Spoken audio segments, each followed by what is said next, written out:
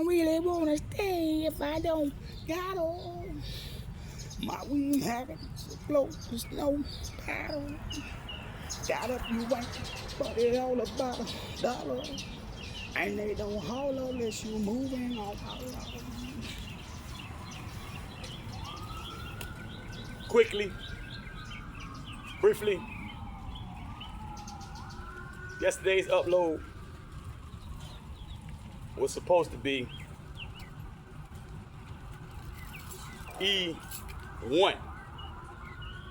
The first E is just E, nothing behind it.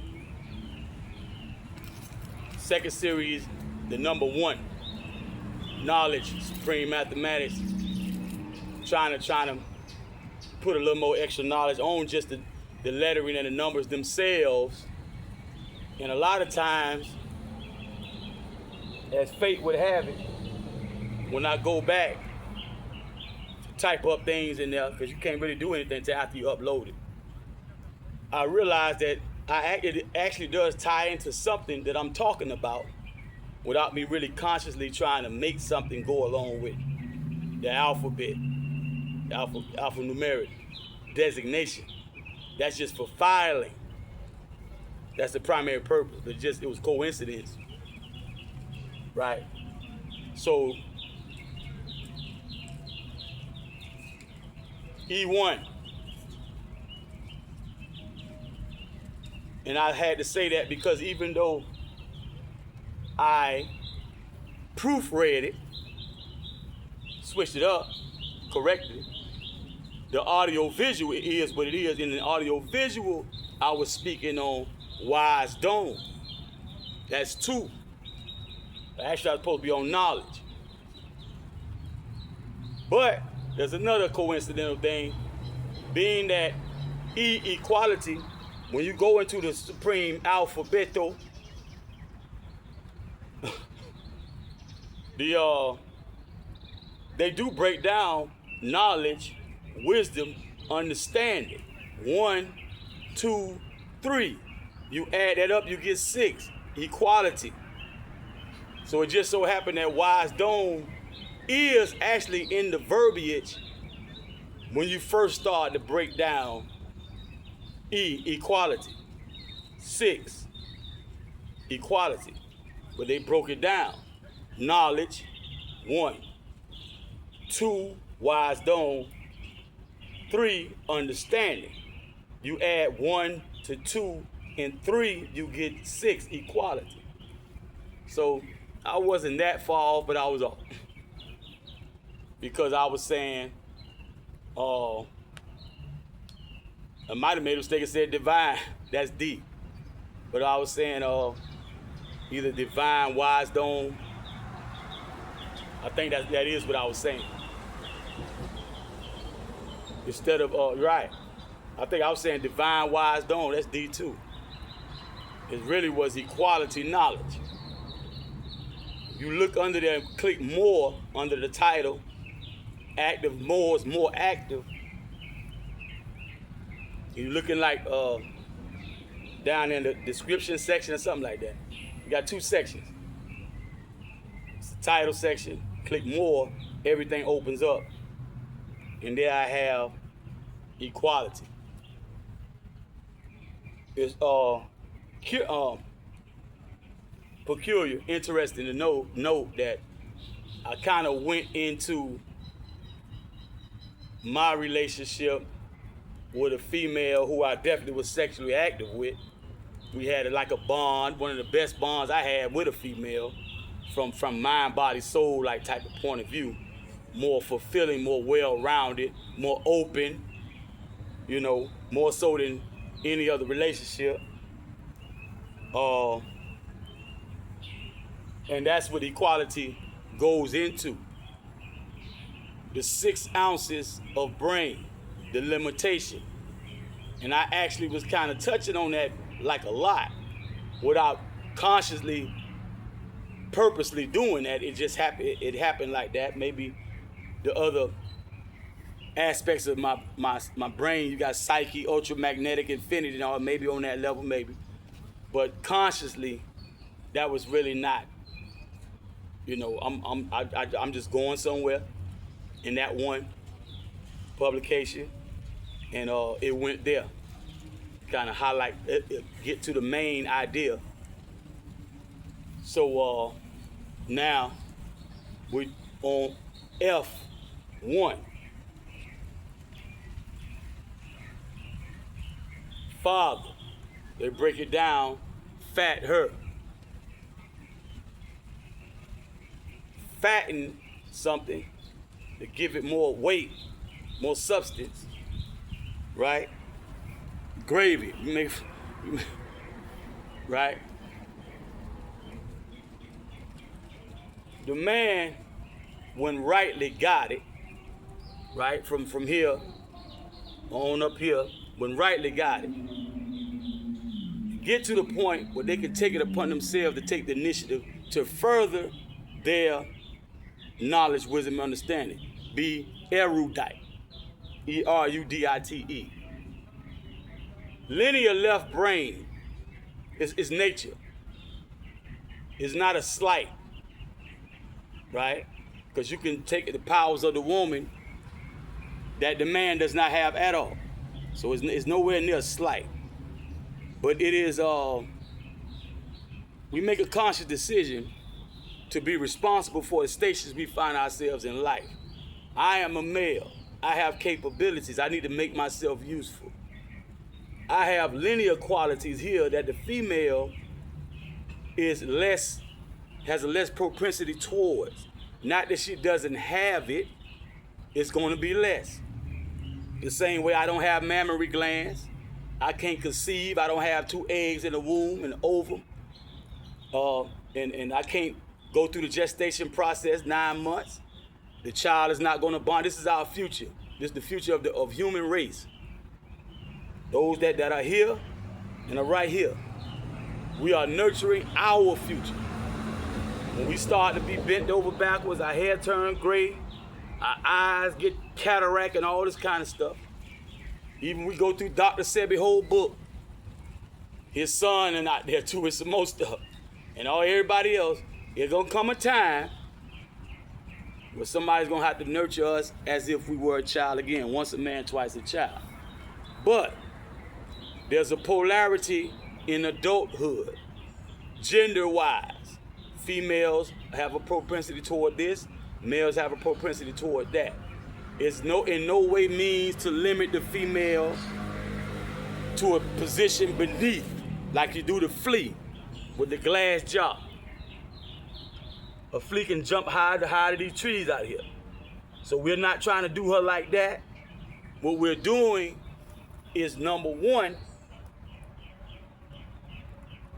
when we come into this fold, because we already belong to one, our parents, and forefathers, foremothers.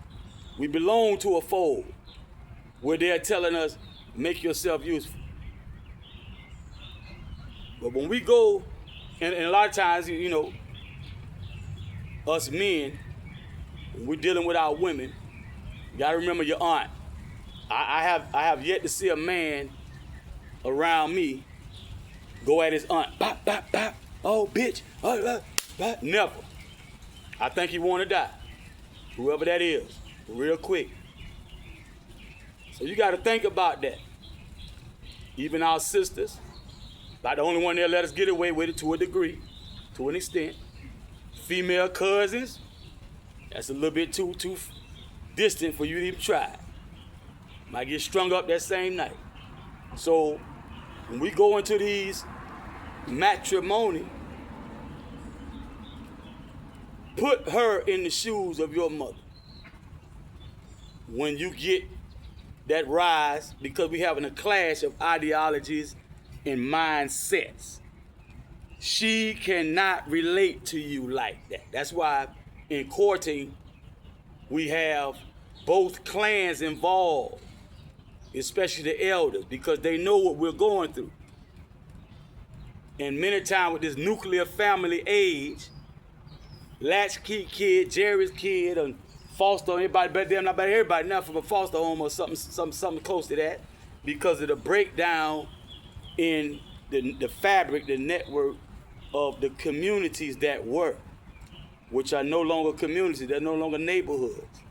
We just crammed up together by the realtors through social engineering who purposely do this, right? We don't have it in ourselves, or we haven't had it in ourselves to recognize what is going on and come together as a unified front force to be reckoned with and be a government of the people, for the people, by the people. The government, all it is elected, duly elected. That's what makes it an office now. Now it's an office. Because the people elected you. He or she. And before we were so rudely interrupted, culture-wise, and had that culture clash with those who came with the culture of subjugation, warmongering and whoremongering, we did this on a scale that'll blow your mind. The way people, for generations and generations, will be looking for a particular person for a particular generation, like the story of the three magi. They were looking for Yahshua already, before she conceived. Before they were born, there was some other one taught. It's in the scriptures. You read the scriptures as they go back in generations, you hear him talking about one to come.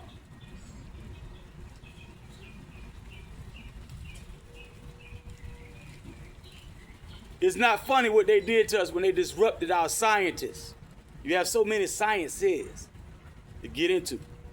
It's not even funny. When you start to just, your minds to start taking, they say the journey of 1,000 miles, you give it one step, something like that. When you start to step in that direction mentally, just try to conceive, visualize, where were we? Especially here. It blows your mind. And we still have vestiges of that into supreme mathematics, supreme alphabet. These are taught to those who know very little about self, about the world around them, the truth. Many of us were raised, even now to this day, to do very little and hardly be any use to anybody, even ourselves. That's intentional. That's social engineering. So the program of the Nation of Islam, MOORS Science Temple, and other places like that, if it's properly run, they begin to feed the people. I keep using the word inculcate so much, I gotta go to the thesaurus and get some more words. Feed the people this basic information. Many of us are coming out of slums, projects, trailer homes, all this kind of stuff. It's a lot of chaos. And the parents pretty much were forced to deliver us to the prison of war camps that we call school. The school does not teach the science of business, mating, and warfare. If you want to speak, get it right the first time, best talk like Elijah Muhammad. Talk with stop every syllable. Think about it. Yeah, that's what I want to say. I don't want to mess it up. Let's get it just right. Now, start trying to talk like Malcolm, boy, you might be tongue-tied and all kind of stuff. Malcolm had a sharp mind. He spit it out. But I noticed I started talking like Mother Tanetta and the messenger when I want to get exactly what I'm saying out. Without a mistake. Pronunciation, proper diction, and whatnot. We'll be forever, but I'll be right and exact. Inshallah. So now, the man, take into consideration, and this is at the study stage before you probably don't even have a girlfriend. Some of you guys get them from at an early age and got so many, can't hardly maintain it because the person is very attractive to the female species. And a lot of times when I was growing up, those guys the teachers and the parents were very much on him because he needed to get some of this stuff. A lot of the stuff he needed to get because they see where he's going to be. Man, you can have 5 up to 8 children per woman. You got like 4, 5, 6 in circulation any given time. Over time, that turns into like, when you look back, you got like 15, 20 women pregnant. That's all right. That's wonderful. But we want to be a father. Fat her. If you fat her, you fat them, male and female, the little ones. That way, once they get to the useful ages, which is always, they can always do something as they come up. They can come and help out this state. And as they help, they learn. We are people who have livestock, agriculture. You know, everything is ours and under our husbandry. And we have been finessed to the Arabs, though, to the canned sardines, to the clam chowder and all that, to the Chef Boyardee, right? And the ravioli, rice-a-roni. But we are actual progenitors, inheritors of this estate, but we have fields of grain that would be non-GMO, that would be organic. One of the first things they did, those who ended up being what we call Monsanto today, one of the first things they did was disobeyed our orders to observe crop rotation. Some things were not to be spliced and ... They started to disobey a lot of that stuff, and once the reset, the republic comes, one of the first things we have to do before we can just rush at the land and sow seed looking for a harvest, we got to enrich the soil again. Some places you got radiation, or what they call that? Radioactive waste, toxic waste, and all other types of waste. You got a lot of crude oil spillage in the natural waterway. They gave us a hell of a job just to confound the messenger when he said you can sit yourself in heaven overnight. They hate that. They hated the fact that enlightenment here meant the end of their world. That's why a lot of times they went against the enlighteners.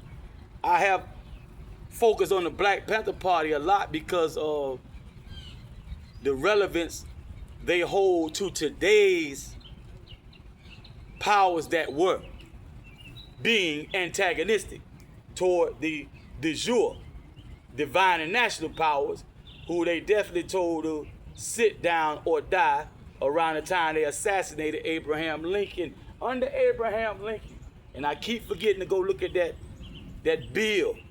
Dan Calloway talked about that bill. It was better than 40 acres and a mule. It's a bill, B-I-L-L, like an amendment bill with the lobbyists and all that. Go to the politicians, come in front of the people, representing the people, and they suggest something go on the books. So can't nobody come out there with some badge or something, whatever, some title, and tell you what you can't do on your own estate. But they told them step down or die. Abraham Lincoln was dealing with the Emancipation Proclamation. It wasn't true freedom, but it was a step.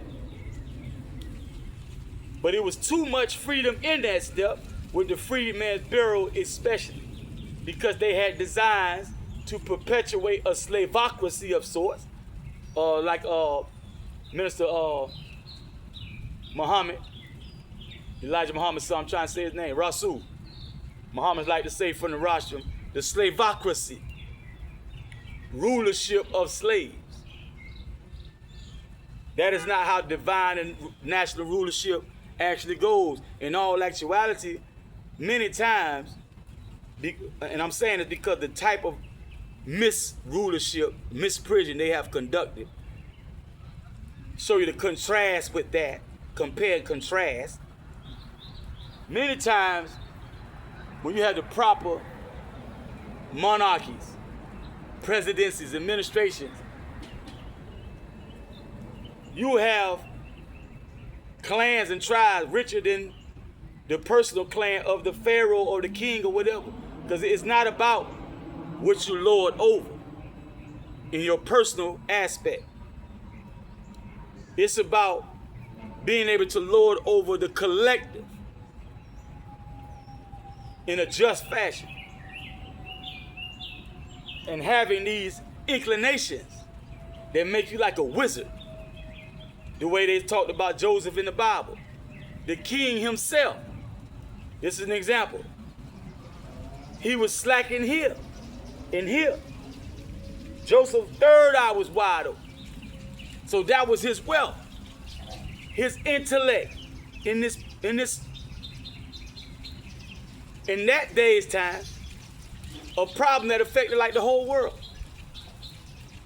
Or a good large fraction of the world. Joseph solved that problem.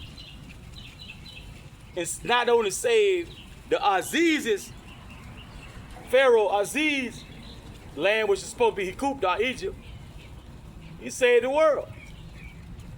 So this was more valuable than all the riches because they were about to die. And there was nothing that could save them. The gold, the rubies, precious metals, the stones, the land, the army, everybody was going to die. The most precious thing to you is your lifeblood in the vein. The skin, clothing, the rest of the body. The bones intact, the organs functioning. That's your most valuable possession is life itself. You can't do anything. You didn't come in here for nothing to see the sights and drop dead. Have a few drunken, riotous nights of fornication and drunkenness and getting all type of mind-altering mushrooms and all this kind of stuff. A party and drop dead. You came here to do a service. Our services last for generations. And you see them all around you. From the formulas in the math books, to the drapes hanging over your windows, everywhere you look, it's some human beings took out time to study, analyze, draft, design, and bring to fruition something that started right here and right here. So the man,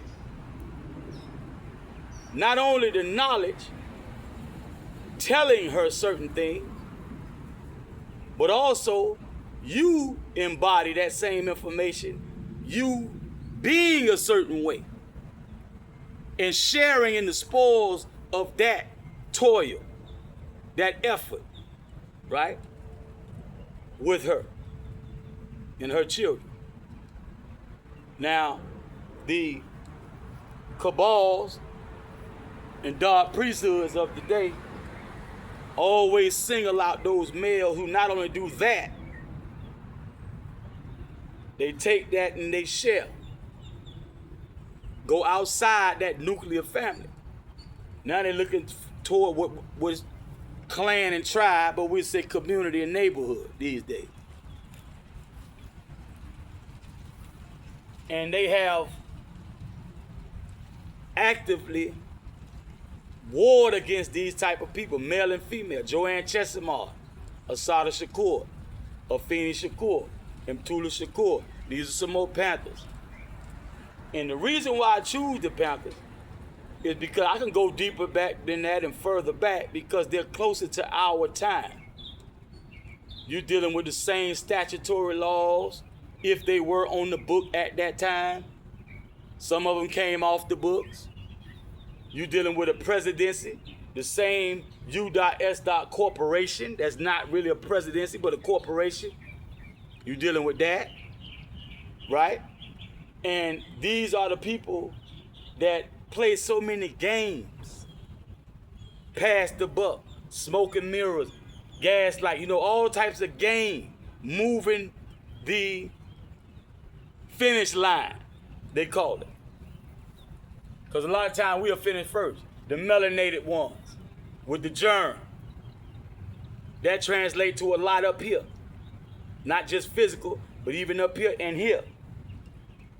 They say some of the hybrids don't have souls.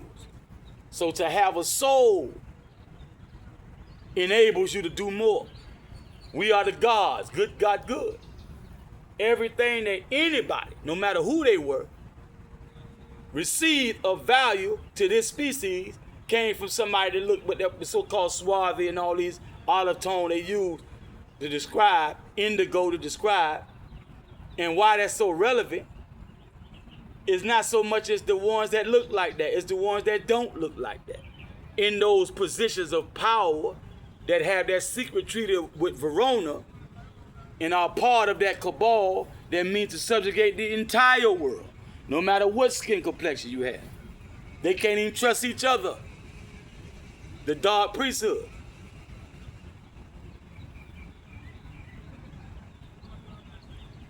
Now, that's why it's so relevant. It's so recent. And we alive are responsible also because these people have relatives. They have family. And not only that, the torts done against them ill affected. Look at LA now. Cali, let's say the main hubs, urban areas of California. The condition now is worse than it was when they saw problems and were trying to fix those problems. Right? So it's not about the deceased alone. It's about those alive and the ones to come, the unborn. We can't stand around like this and see, the thing about it, sometimes long life is our punishment. Because as we get older, they tend to fear us less. And they even start to come against us physically. I was told by a bird, little bird that told me, Sensei Rennie, Grandmaster Herbert Thompson, and Sensei Rennie probably a Grandmaster by now, so it's no disrespect to his rank, his proper rank, I just don't know it. I know him through the grapevine as Sensei Rennie, or Lorenzo Whitehead. I called him Sensei Rennie because nobody corrected me on that. So Sensei Rennie, who was quite likely a Grandmaster at this point, definitely probably a master at this point, he's still competing in the tournament, Kumite, and the young guy's trying to take his head off. And my dude who telling me about this, I see he's very disturbed. He's a very cool, calm person. It takes a lot to get him like that. But you can tell he wanted to do something himself to them. They also had, I forget his name, my brother told me, Jimmy Jr. told me. They had an altercation at the gym.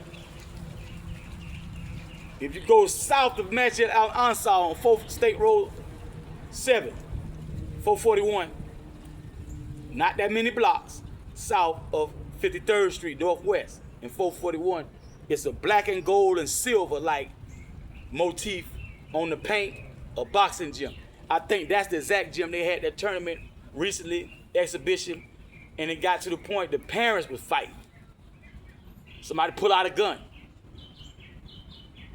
So this disrespect, first of all, for rules that govern everybody. Then you got disrespect for the right sounding right-minded elders. Age alone don't get it.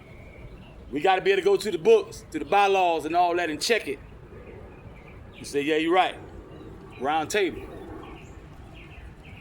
I don't know the details, so I can't say who wrong or who right, but I'm just showing you how what was back then was bad. In the 60s, it was bad.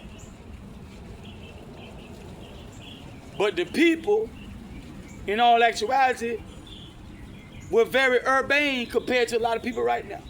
You had a level of savagery, yeah, you did. But you had a lot of good people. Now, these new designer drugs and stuff from crack on down, and it's a lot of variables in play that just suck the soul out of people, the dignity and the decency in this. So you got a problem, and all of it goes back to the doorstep of the White House. And our elders tell us that D.C., District of Columbia, That's really not in our interest in any way. Our original capital is Philadelphia, Pennsylvania, if I'm not mistaken. They have adopted up a lot of things that they put into the textbooks. And they took out a lot of stuff that used to be in textbooks, if it ever was there. So we really don't know our behind from a hole in the ground when it comes to a lot of things. And that's why I can't hardly say anything to anybody on this level without saying, go get it. Go get it. Go to Grand Sheikh Tariq Bey, MOORS Order of the Round Table. And many times he's hosted by Dr. Naila Gilliam, Bacardi Gilliam Bey, on the House of Reawakening Minds. Down there I made an acronym, HORAM. House of Reawakening Minds. H.O.R.A.M. If you want to send some finance over there to help them, because they don't get government grants. It's not a 501c3. Many 501c3s and C2s or whatever the other designations, even though the people have good intentions a lot of times, it's red tape on what they can do, or they'll lose that status. See?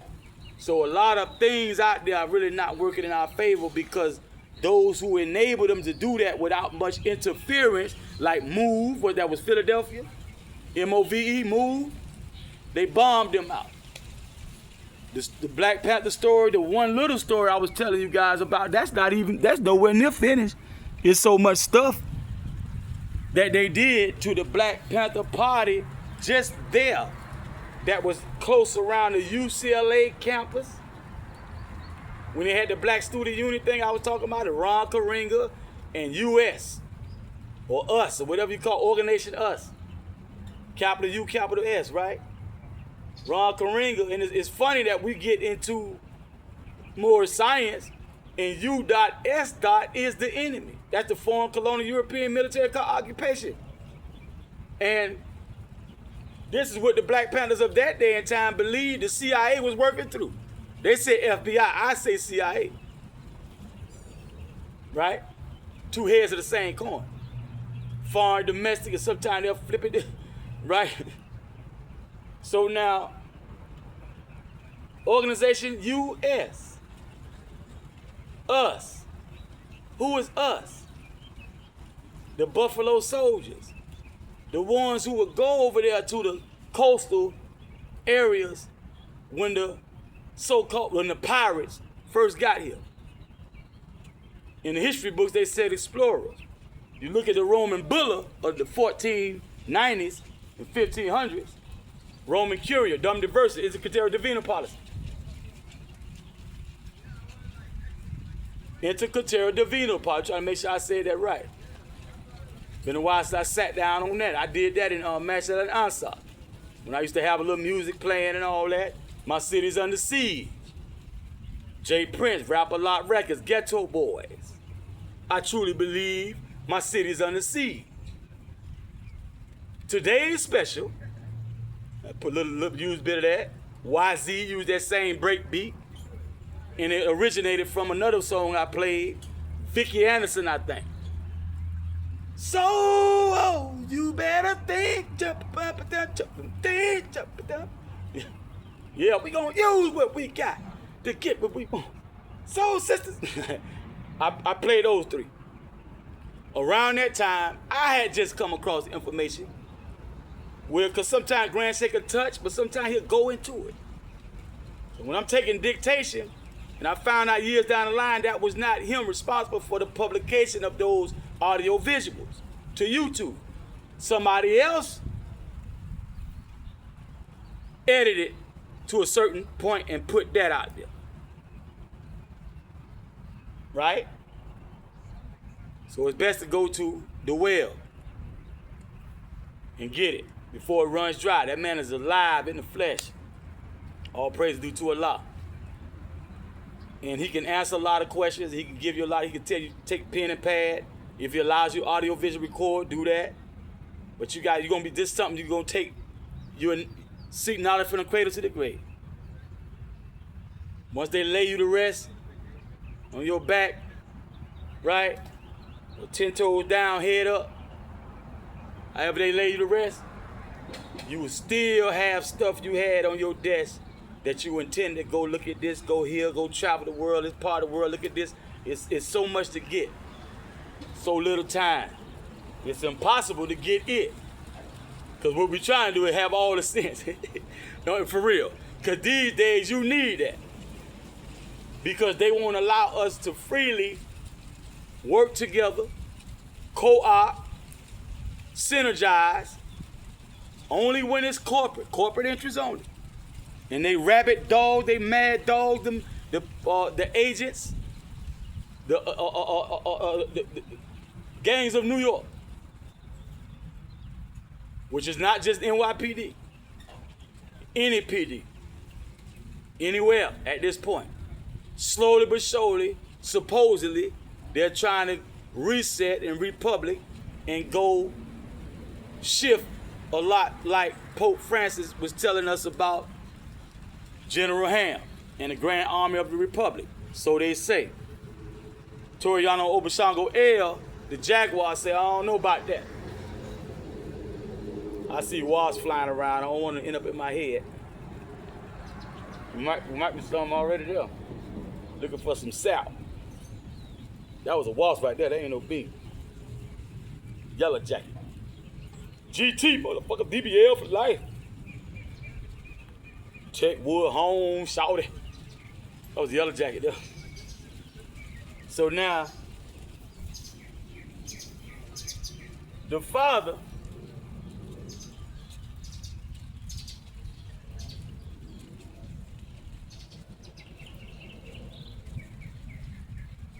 has his left brain.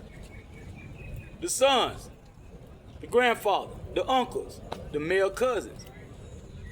We were supposed to be working together more so. Same with the in-laws. Like I said something about my in-laws. As soon as my sister brought them around, whatever I didn't feel right about or didn't, I put that aside. What's up? Assalamu alaikum, whatever. Chop it up. Respect the man. Right? Can't stop her from coming to the house. The matriarch can let him in. Mama glad she got somebody. Instead of running around the street somewhere, bring somebody home, respectable things. That's like courting. Now he in my space. I don't have my own. I'm not a man of the house yet. Gotta work with it. So these are the type of things that the establishment, status quo, they have systematically warred against this through us, though. That's the key. At that bench, with that gavel, or in the court, they come in there, hands clean. They don't even know your name yet. Quite right. You might be under alias, for all they know. State, defense, what do you have as a? Right? Rothenberg, for example. Right? So they present the case.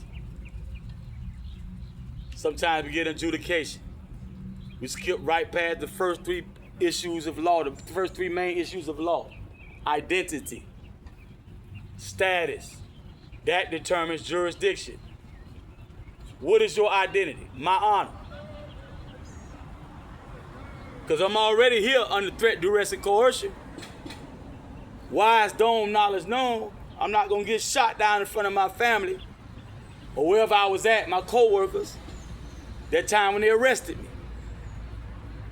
I'm outgunned. I'm outnumbered. It's not about those one or more around me right here. You got organizations like Interpol. You got Joint Task Force. They will hunt me till I drop.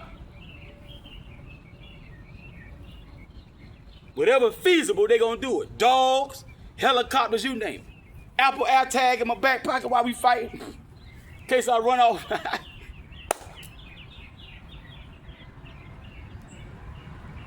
And if you pay attention, You travel from neighborhood to neighborhood.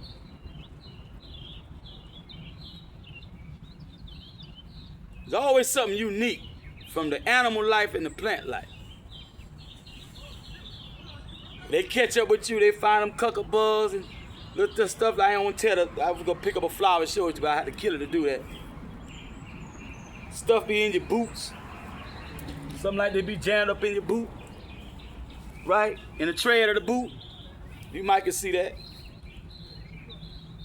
You lie and say I wasn't there.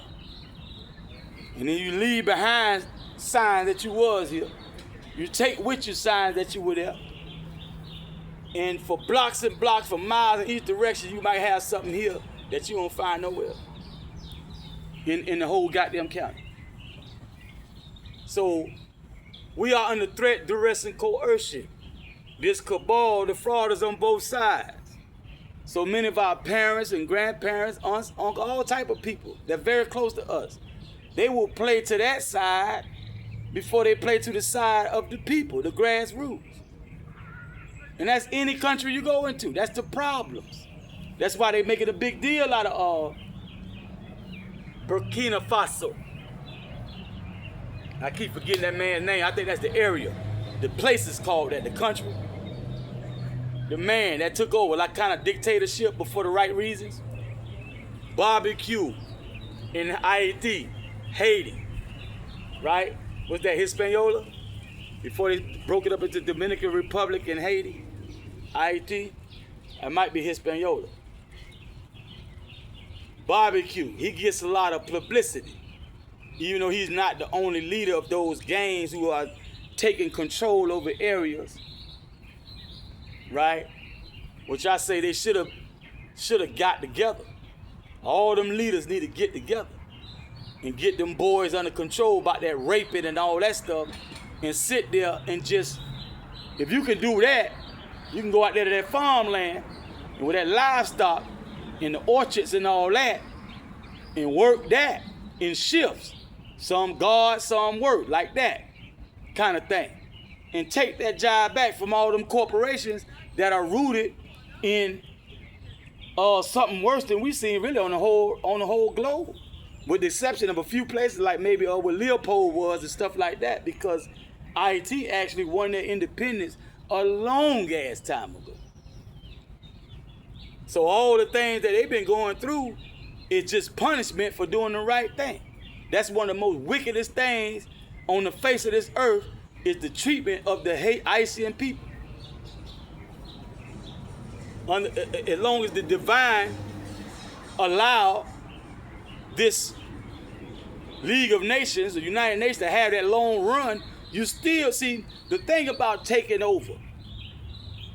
You might wrest power from somebody, but there's a book of rules that person had to go by.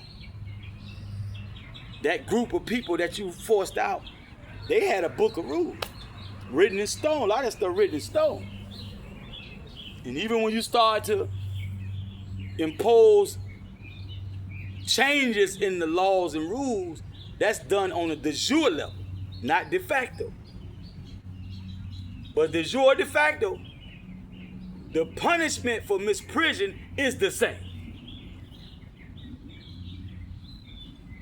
And it is not limited to man and mankind to mete out the punishment. It's coming. A lot of us might not have to enjoy a sideshow seat with popcorn and goobers and raisinets and a big old ice cold Coke, but it's coming. Anyway, whether we witness it or not, whether we live or not, the retribution is coming. I say, I can't be around Christians and Muslims. That's what I primarily was raised around, Christians and Muslims. Christians and Muslims. And they talk a good game. Some of them walk a good walk too, a damn good. Put me to shame. But majority of us all tiptoe around the elephant in the room, the gorilla in the room.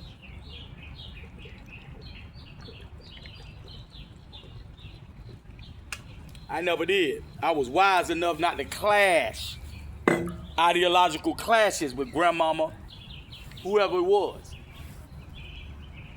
Every time it was like a pinball machine. Beep, bop, beep. Every time I come across somebody that ain't, I gotta get away from that person. Nah. Right? Just like a pinball machine, till I ended up with the guys I've been telling y'all about. Ronald Brock, Inglewood, Pistol Pete, Motown, people like that. Because even my first gang, right, fellow tribesmen, I was pretty much ostracized out of that group too. I didn't fit in with the ones who allowed me to be a part of it anyway. The whole down by law ain't fuck with me like that. I ain't jump my ass in every nigga car, walk in every nigga house and smoke off every nigga joint and all this kind of stuff. Know their phone number, know their address and all. I had to go through the channels and just meet people. Big Pokey, God bless the dead. Mike, man, what's up, Mike? What's up, man? Big strong Pokey.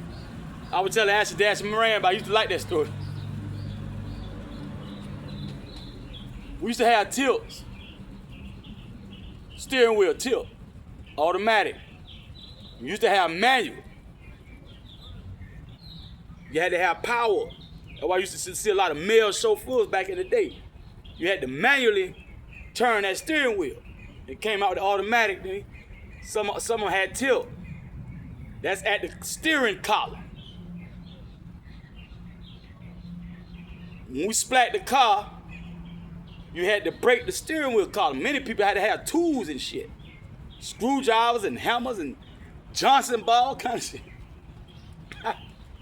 Big Pokey go in there and scrape. He scrape it with his hand, bare hand, nothing in his hand. He was that strong. Pop, pop, pop, pop, pop. Hot wild car. Big Pokey lost his life riding a motorcycle. Hit up somebody. I think somebody rolled that log in the street. Because I think he was going around the same streets. Probably a long way, but still the same street. And one of them streets he had already been up and down. I think somebody rolled that log out there. Player hate. Probably knew he was down by law too. One of the biggest niggas I ever seen with my own two eyes in the law. Me personally. That motherfucker was tall, burly, jet black. But one of the best people you ever want to know. Had a heart of gold. So, those guys, we was catching hell in the 80s. I was only 12, 13. I came over, I was like 10, 11, something like that. Then you got on up from 10, 11. Just moved from Eastwick. I was a straight A student. I was a well-rounded student. I was athletic. So they saw, in their mind, they seeing college football like an OJ story, that kind of thing. In my mind, I'm the Tasmanian devil. I'm in everything right. I'm the Tasmanian devil. Right? I might can't splack a car hot wire, but I can get you in that motherfucker. Tell you the best advice of how to move, maneuver to keep from going to jail while we got that motherfucker. The best thing to be doing while we got the motherfucker. Yeah. You know, so I'm trying to do whatever it takes, because I'm going to tell you like this, motherfucker. If you tell me at my age, Vietnam was over. So we talking Beirut, Lebanon, Kuwait.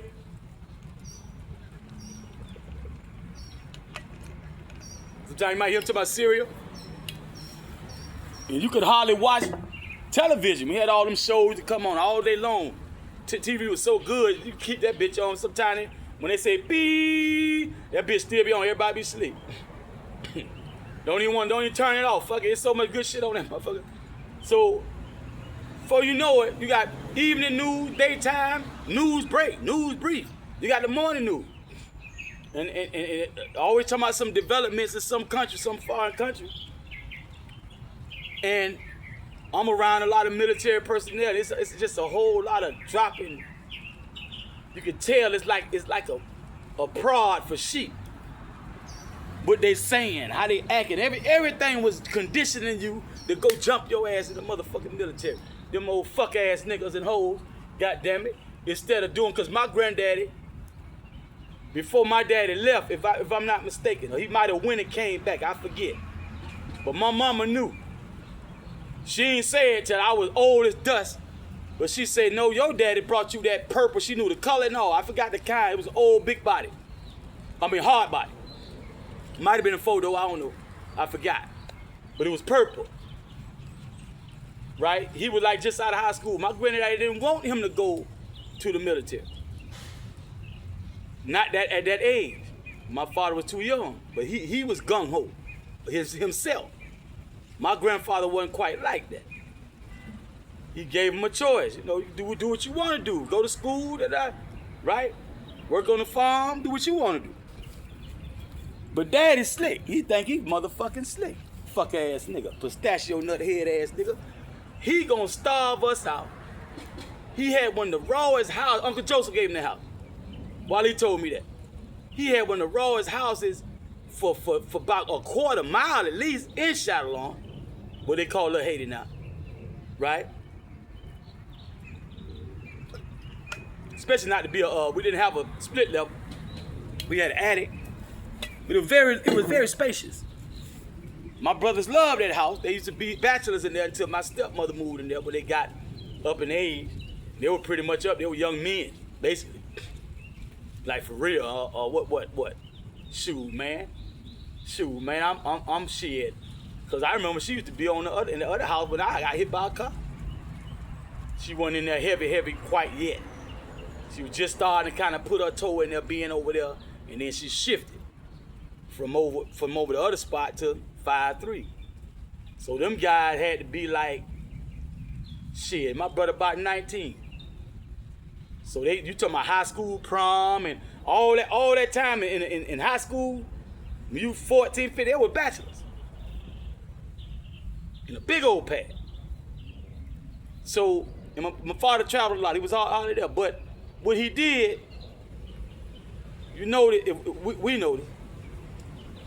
Everywhere we go, no matter how the house looked like on the outside, when you take us inside, his relatives and friends, that thing was immaculate. From the floor board with the wall and the floor meet all the way up, the cracks and the crevices, I'm talking about immaculate. Gorgeous. I don't care how small it was. And you always going there. That's why I'm good at interior design. I've been in so many people's houses. Say, boy, when I get mine, I ain't got mine yet. Boy, when I get mine, watch it. Boy, they gonna be mad as hell. Right? Because I seen a lot of interior design and a whole lot of variety of the exterior design architecture. Right? Now, our house, termite infested, rat infested, roach infested, cockroach, palmetto bug. Grasshoppers, they all right, but they all outside. As soon as you walk out there, 'cause a lot of girls scared of them. But everybody had them back then. So we'll eat one meal a day. But since we were growing boys, he'll let us get a breakfast. Hardly no pocket change. Ain't no whole lot of clothes and shit. So you got somewhere to lay your head, shower, wash your body, bathe or whatever. You can cook some food, you can find some money to buy it. Because the money he bought, the food he bought lasted for X amount of time. You ran out, you was out. Until he decided to come. So all this was conditioning. And there's more to it than that. Now that's just that one household. Then you got these prick suckers in the White House. And the trickle-down theory, going all the way down to the local commissioner, mayor, state senator, whatever you call that, governor and all that. It seemed like not even every year, throughout the months of every year, it was some new shit they talking about. Oh, they don't let you do this no more. You can't do that. So by the time we get up in age, we had a lot of financial advice, good sound advice. But the governmental appointees and selection, they had they got life messed up. How we started saying that a lot in the 80s. Right in the 80s, right when they act, that's what was going on. You got life effed up, messed up. Sometimes we'll say you must be got me mixed up. Because you still had that ilk amongst us of guys who did not play. Like I said, we might have a blackout. We might have a period in this transition. We might fall back on some of that stuff, so I ain't gonna say it. It's way more they tell you on your news, though, I tell you that. I done seen a lot of riot covered in the news. I hear what they saying. I hear what they not saying. I'm not gonna say that. I'll get down and do it, though. So you had that type. Central America, South America, Caribbean, especially Central and South America. They definitely didn't play. Were they corrupt, selected officials and appointed officials? Every time you look at the news back in the day, you see they done kidnapped one of them. He just pulling up out the state building, the governmental building. They done set up a roadblock or something, came with them big old sticks and whatnot. Got his pussy ass up out to put a blanket or a pillowcase something over their head. Tie a rope around that about right up here. Tied, got him. And they started making demand to that little special, spoiled ass, favored group. They got access to the bank accounts and this and that and the third. Because they used to do things like that over there. You go to the bank, it's a line of people outside can't get their money out the bank. What you mean you ain't open? 9:30 a.m. Oh, whatever they trying to finesse and talk. See. So Miami, we had a lot of that type. But we wasn't quite gung-ho like that, I ain't gonna lie.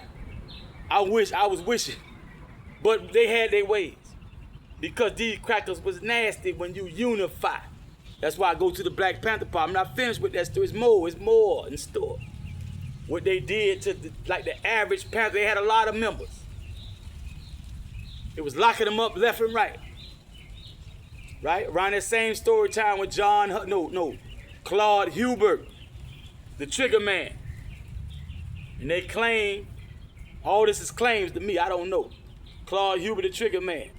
The Steiner brothers, George and Larry.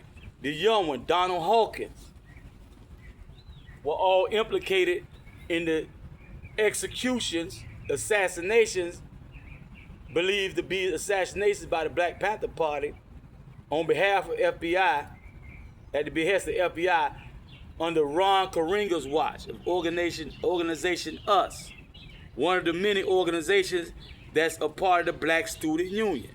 Panthers being one, organization US being another, and there were more. Panthers believe FBI used those guys, allegedly. Some people say they saw Claude Hubert pull the trigger. For some reason, unbeknownst to me at this point, George and Larry Steiner were implicated, Donald Hawkins was implicated. John Huggins lost his life, Black Panther.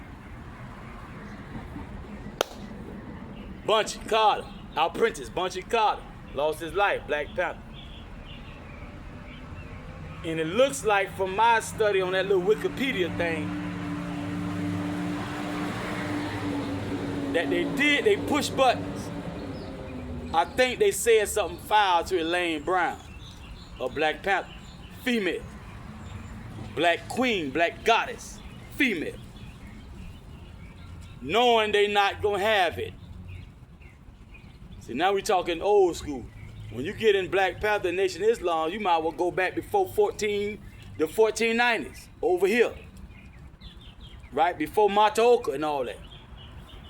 When we would walk around with bow and arrow, scimitar, javelin, those type of things. You know?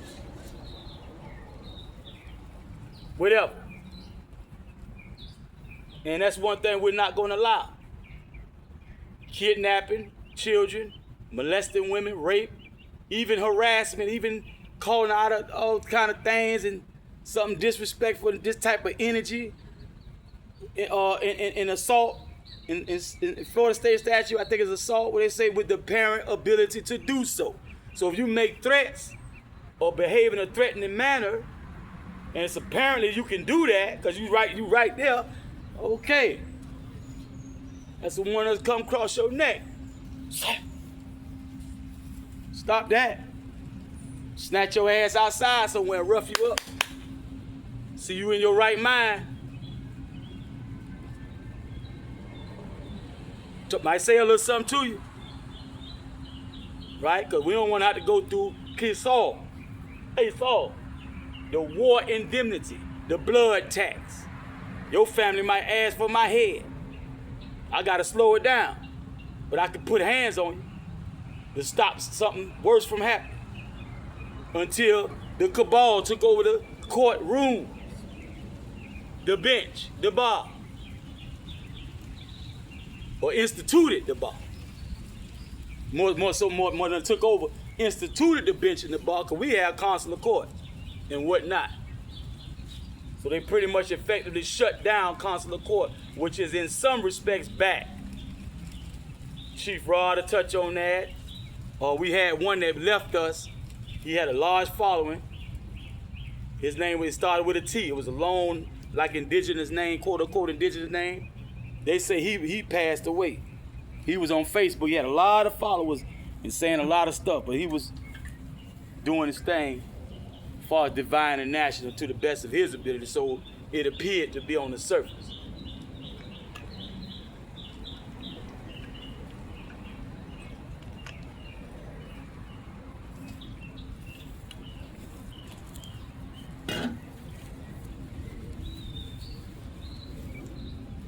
Hopefully, this reset, this republic, won't take long.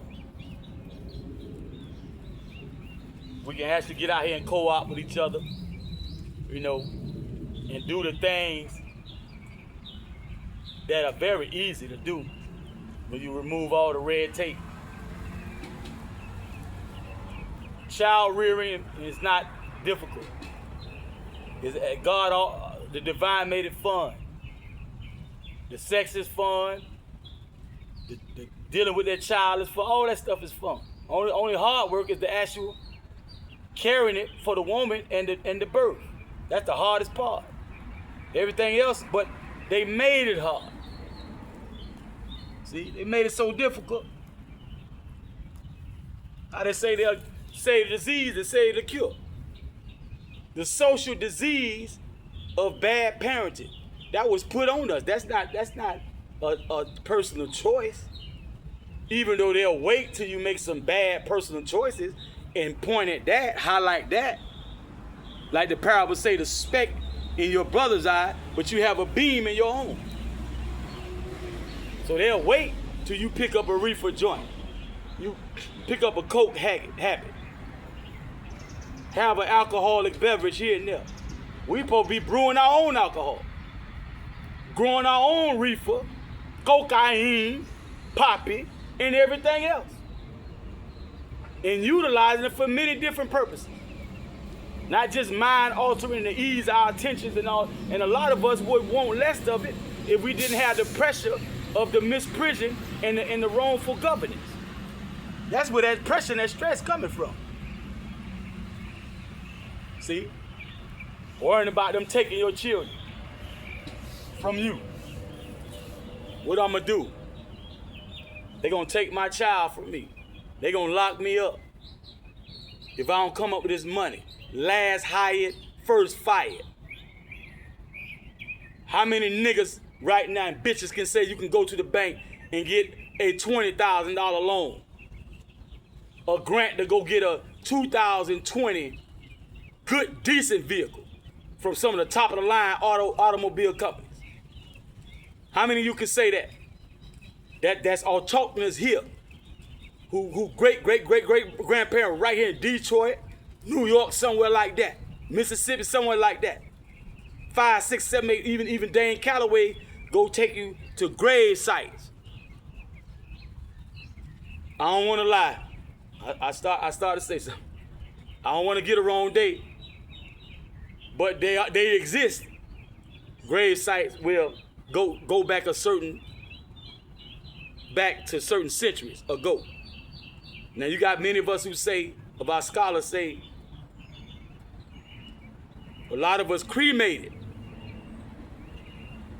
So going to a grave site, especially beyond a certain generation, you know, you kind of like on a wild goose chase, because we knew that eventually the graveyard would take up the whole livable space. If you know anything about urban life or suburbia and rural, if you look at the map, there's always less. Go to New York State, the whole state. Now in the most urbanized areas, that's a smaller part. You got to blow the map up to see the boroughs and whatnot. But when you go out, notice how the map changes and it show you it's more wooded area, stuff like that. You got to keep the earth like that to make the earth do what it do. The earth serves us. We don't have to really flip no switch, turn no knobs, and clock in and clock off. It's gonna do what it does. We just got to know not to fuck it up. Deforesting too much of that and this, that, and the third. Let it do what it does, and sometimes we'll do certain things like change the course of the Nile and whatever, right? Carve residences into a mountain and stuff like that, or a cliff or something. But for the most part, it's untouched. And a lot of us not even out there, it's just the animals and the plant life. But when we need something, it's there. So hopefully we can get back to that, going into the earth and doing what we need to do, because that's exactly where it's at. If you talk about Jaguar Wright, Gene Deal, Puffy, ex-bodyguard CC, Big CC, they some of the only ones out there, some of them, the only ones out there giving it up. Whitney Webb, right? Be wearing the donks.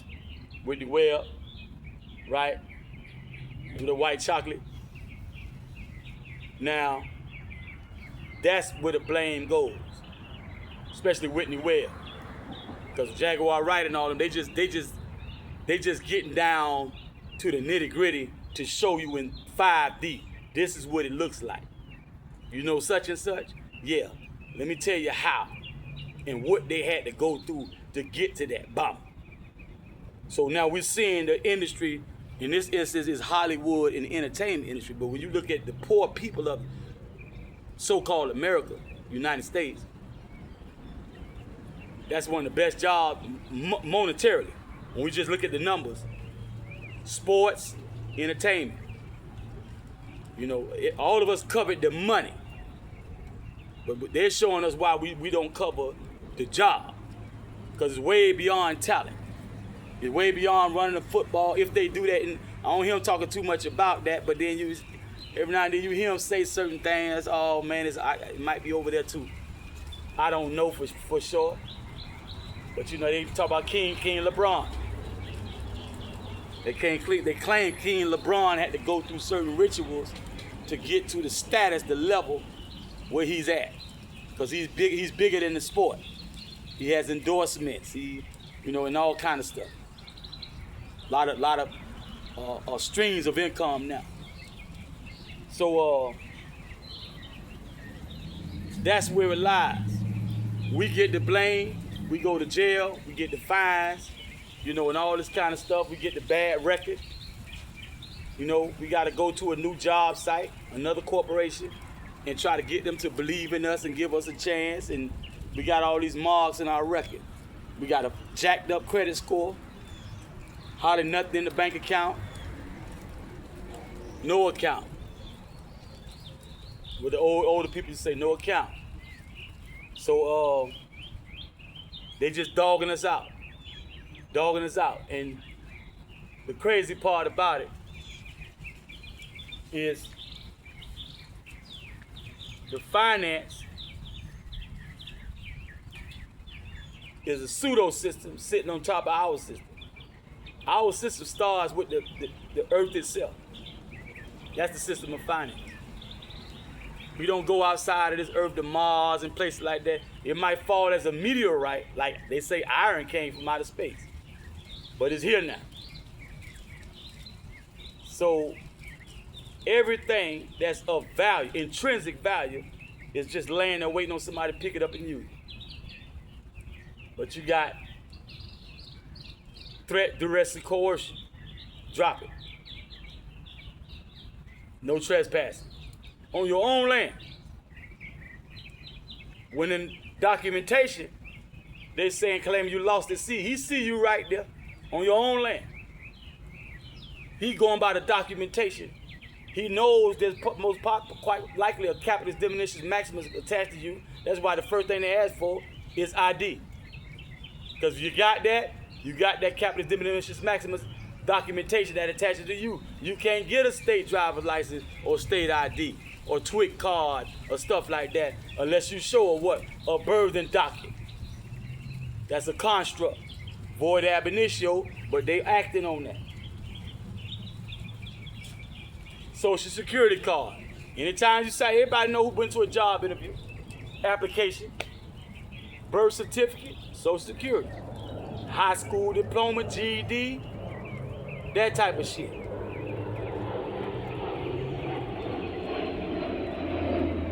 Prisoner of war camp gives you that certification to let everybody out there in corporate America know, and the gangs of New York know, he has been thoroughly trained. He is a likely, whatever you are classified as a nom de guerre. Hispanic, Negro, Black, African American, he's a likely Negro. That's how they talked about us on the auction block. Now, he's likely to fall for the tricks, the mind game, the Jedi mind tricks that they play. Many of us who stood on that square, stood on law, all law, most of them about dead now just stopped doing that. Right? Or definitely don't publicize it to the point we know who they are and where they are. Now online you see a lot of people talking about UCCs and this and that, and the police be at the door, at the car, at the house or something, and finally the police will leave them alone. Right? They're talking UCC, da-da-da-da. It was a time nigga ain't had to say nothing because they hadn't even made those constructs up.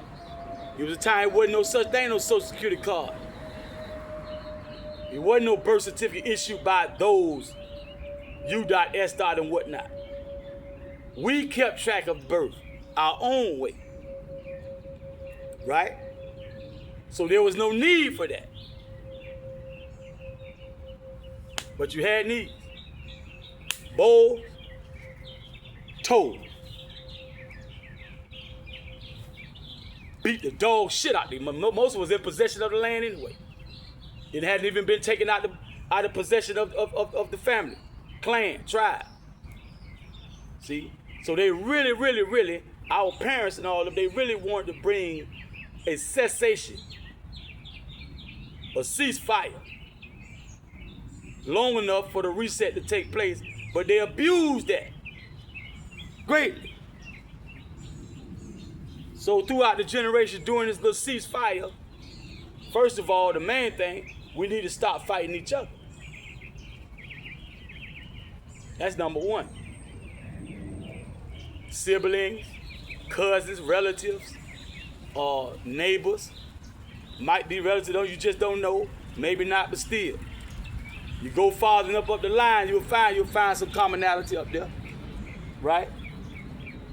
And it doesn't matter. Arm, leg, arm, head. He's a god just like me. Respect due to a dog.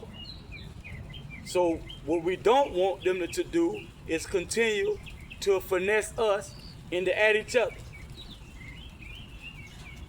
And it's not working. My words, what I'm saying, minister after the Durden, the circle of brotherhood, you know, Brother Benjamin, these just people I'm pulling out on top of my head that I know personally, who go to the jailhouse.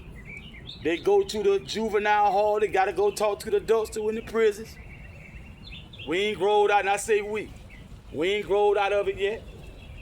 Because our knee-jerk response a lot of time, see, that type of person keeps me in that mindset of that old man that I put off. I put away childish things. I spake as a child. I acted as a child. When I became a man, I put away childish things. They'll wake that motherfucker up out the dead, though. I myself was like a lot of these dudes around. He was born around my time, before me and a little after me. You didn't really want to do that. We got a page on Facebook right now. And guy, they say keep the respect level up now for my hood. They putting them pictures up there. A lot of them deceased, not all of them. Just putting them pictures. See, we know the ilk. We know the lit. We know the tradition. We know the story. You know, a lot of stuff ain't written down. We got it up here.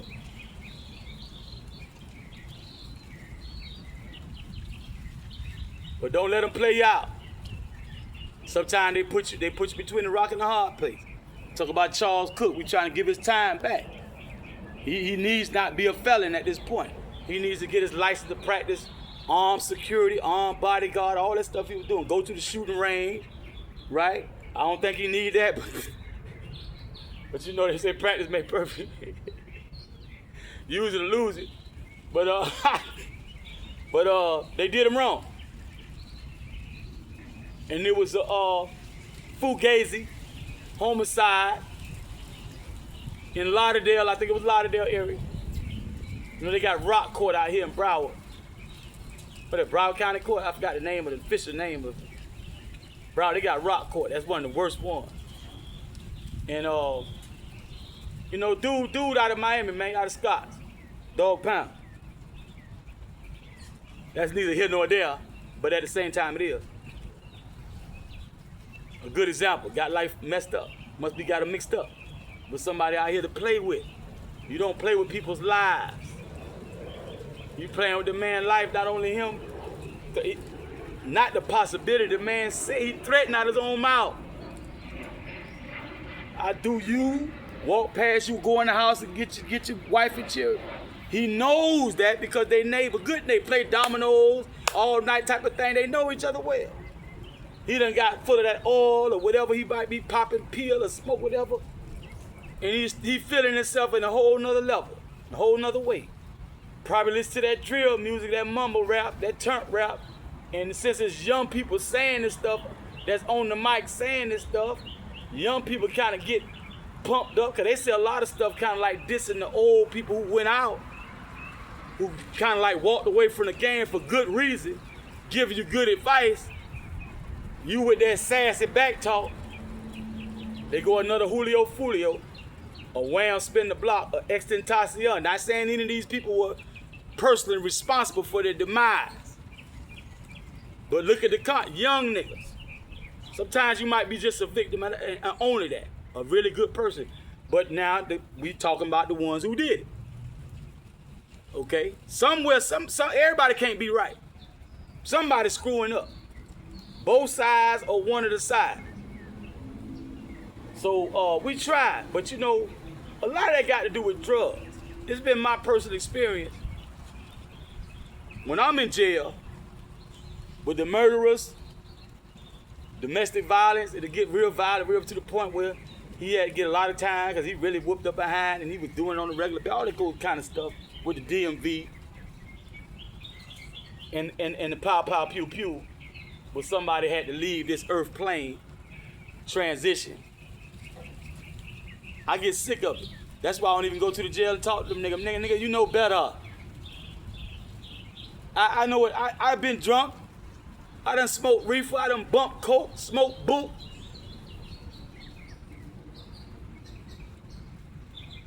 Matter of fact, during those periods, I had niggas draw guns on me and were dead wrong.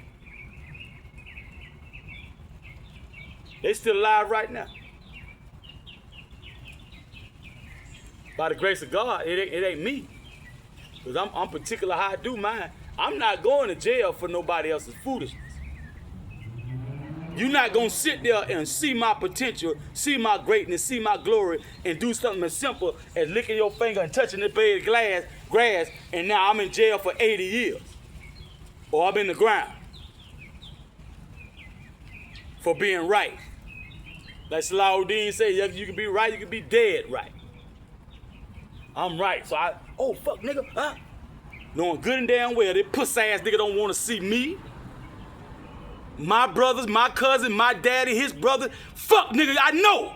But you will kill me, though. Because now I ain't gonna come when you finish hiding and slipping and ducking and dodging. Inshallah, now I ain't gonna get you. Most niggas ain't gonna follow you to jail.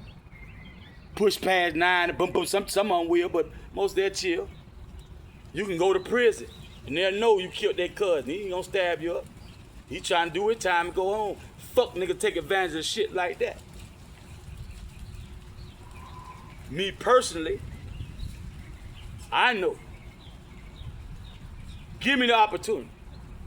I ain't nothing to be fucked up with, like I told you.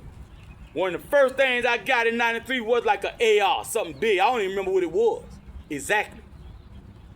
I never let it off. I just got it. Turned the Jason mask around, glow in the dark. That was my first post, 93. Peaceful in the motherfucker too. That bitch got peaceful in the motherfucker. When them nigga tried me so bad,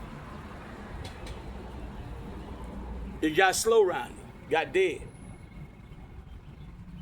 I believe it wasn't just cause, man, we talking about, man,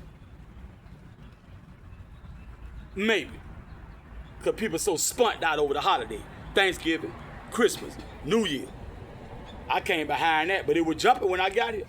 Maybe they were running through their last little bit before they really fall off and gotta wait around, probably income tax and shit like that. Cause you have ebb and flow with the finances. Maybe. Then again, could have been just like I said up the road.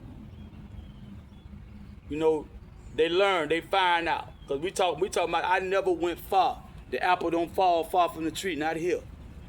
Most of my road dogs either knew my daddy first, one of my brother first, one of my sister first, shit like that. A good close neighbor. I'm not too much in the habit of going chatting up total strangers. And now for now, I ain't too much into that. I speak.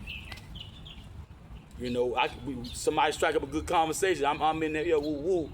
But I don't impose on people like that. I don't impress upon people to try to find out where they live and where they can go around and hang with them. I'm close around where I lay my head, brush my teeth, shit, shower, shave. I'm close to that. And I work from that. At that age anyway, 14, 18, 19 years old. Ain't got nothing of my own. When I get some of my own, I'm minding my own business. I had to go past some very low income areas. I ain't got no money at the time. I started getting by myself. When I came back 2008, I had an apartment over there. Flag building, the one across the street, 731. Hardly be there cause the element. With the way they put them false charges on me, I come through there, somebody shit on the ground. I talked about that the other day. But they see it's me, the police see it's me. Put it on me. I got on the record, photo record. From 2009, definitely on up. Three magistrates in hot water. You got the state prosecutors, some of my attorneys, really all of them. You know, they don't like that. And they just now starting to kind of give out fair compensation for wrongful conviction nowadays. Here and there, not everywhere. One man just recently got, I almost said the last name. One man just recently got about from 20 to 50 something million. Had him about 40 something odd years though, on the murder. So that's really not compensation. He can die any day at that age. He can die any day. People about dying nowadays, teenagers, 20, 30 something years old. So, you know, they always got a little way out of straightening them up. It's some nasty duck. So like I say, man, I hardly came alive until it was somebody else's beef. I'm Ma. Canaan Land Moabite Ma, though. Because I don't trust the bench and the bar. Ain't no consular court. They ain't going by G code. If somebody drop, they can't lock that dead person up. They can lock up a live person. No matter what you say in your defense. Throw the book at them. It's merchandising, warehousing Negro and whatnot. Poor white trash. Any rich motherfucker they finish with. And so on and so forth. Brown pride. They slam them all up in there. While they out here having orgies, raping, murdering for purposes of cannibalism, vampirism, drinking the blood, pedivores, eating the infant child, right? Adrenochrome harvesting. This type of stuff that they got proof and evidence on, not Harvey Weinstein, I was trying to say Epstein. They see Trump hobnobbing with them all here and there around the world.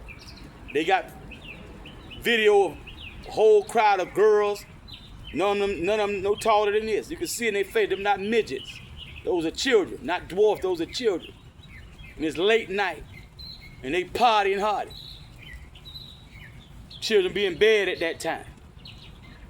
Know what they doing? Meantime, they done broke down the family, locked a lot of fathers up if they ain't killed them some way or another. Right?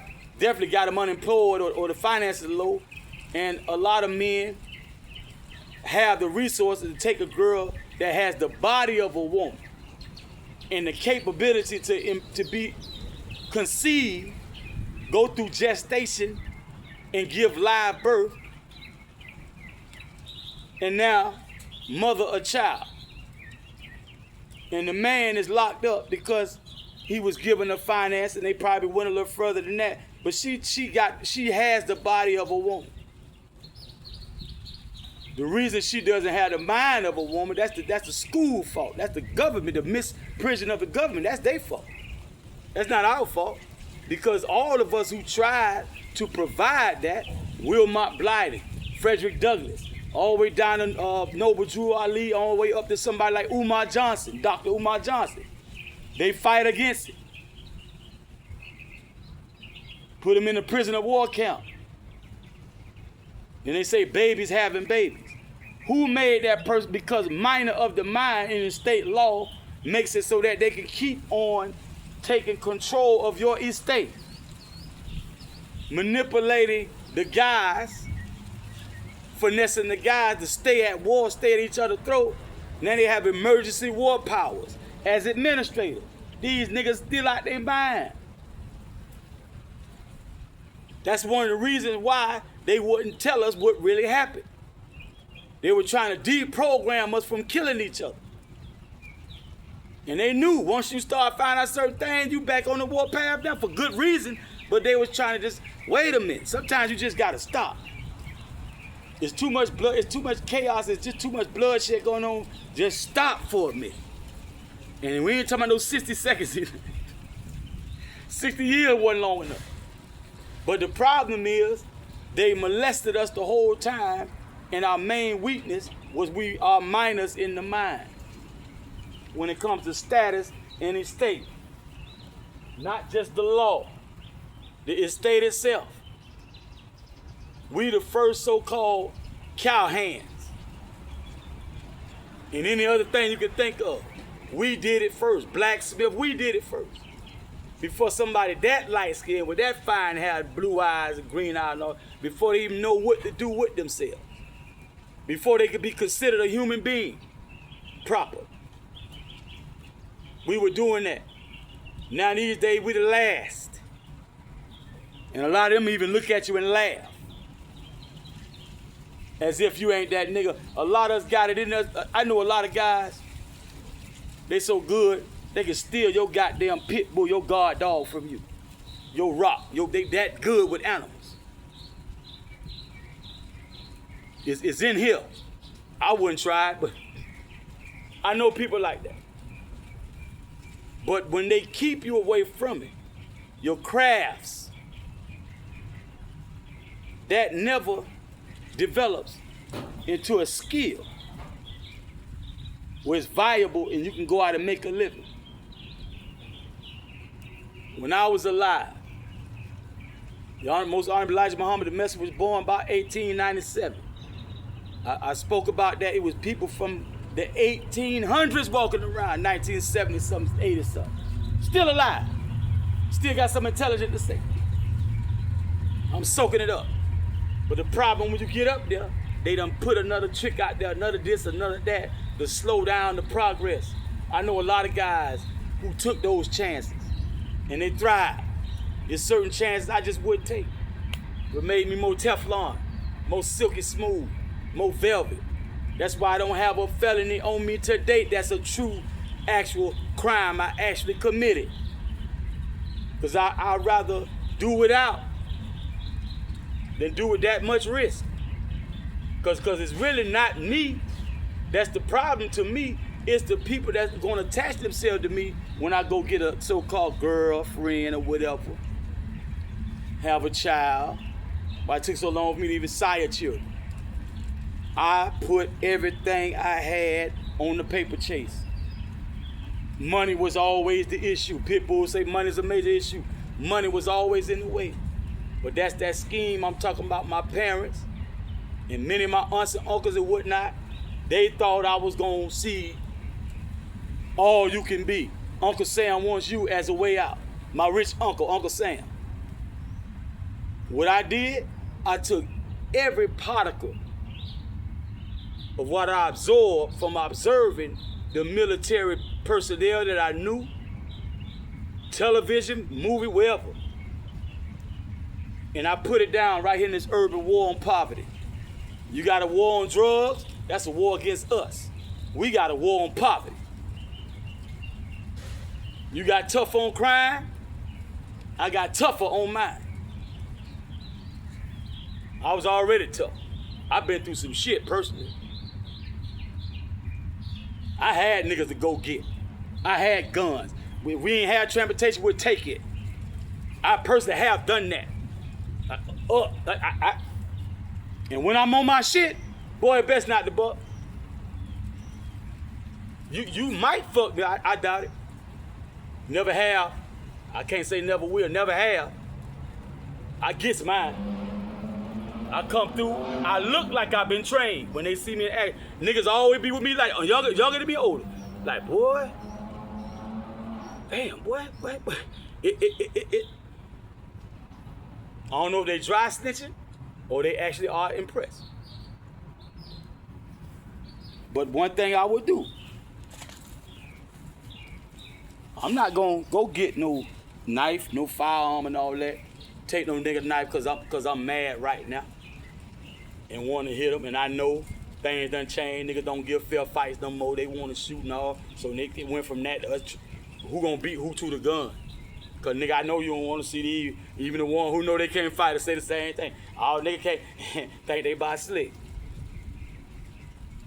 They get hemmed up here and there and have to be broke down, and then get broke down. And now you see.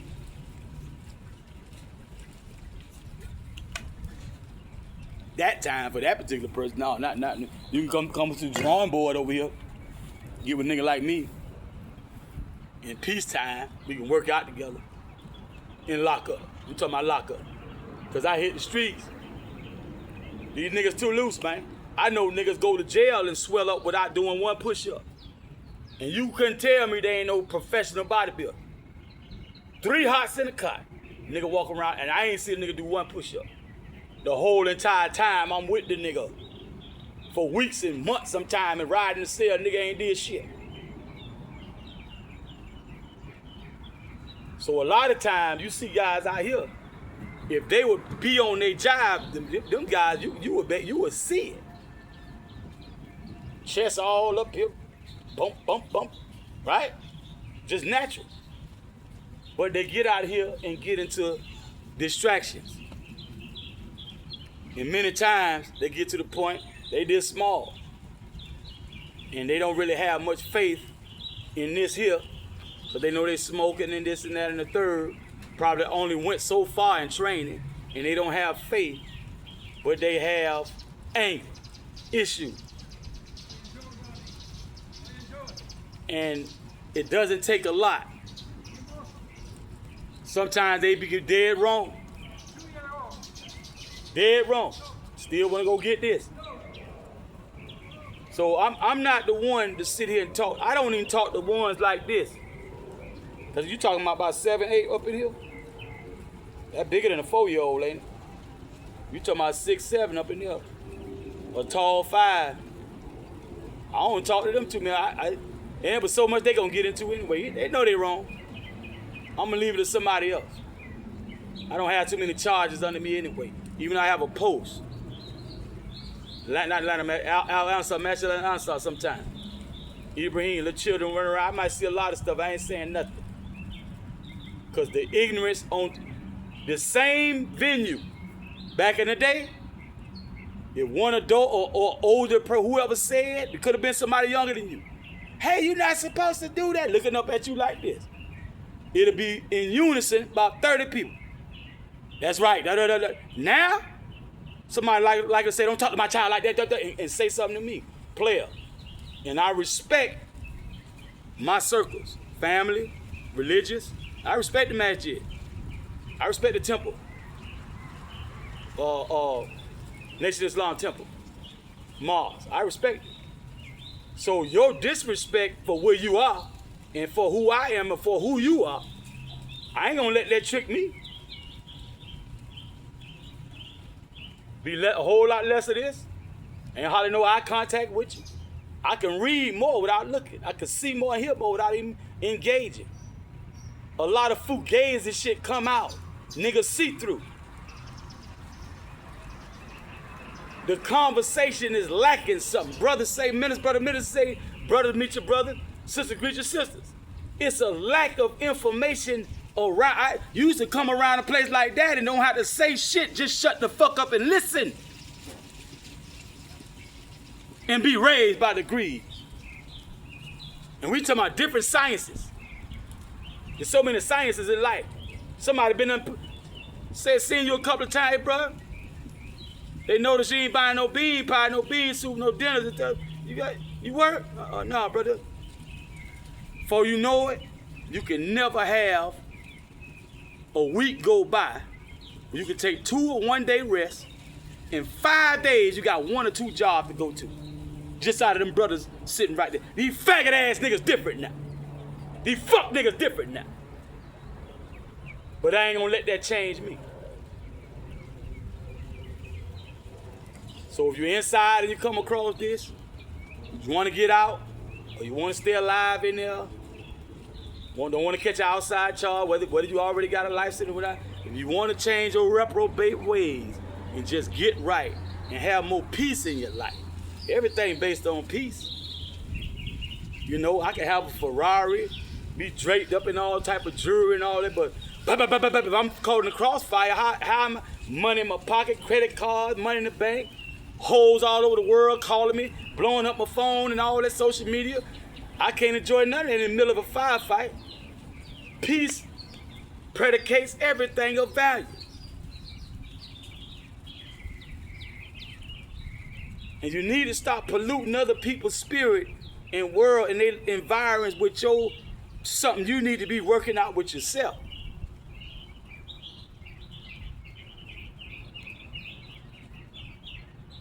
Even if you talk to yourself. I do it all the time.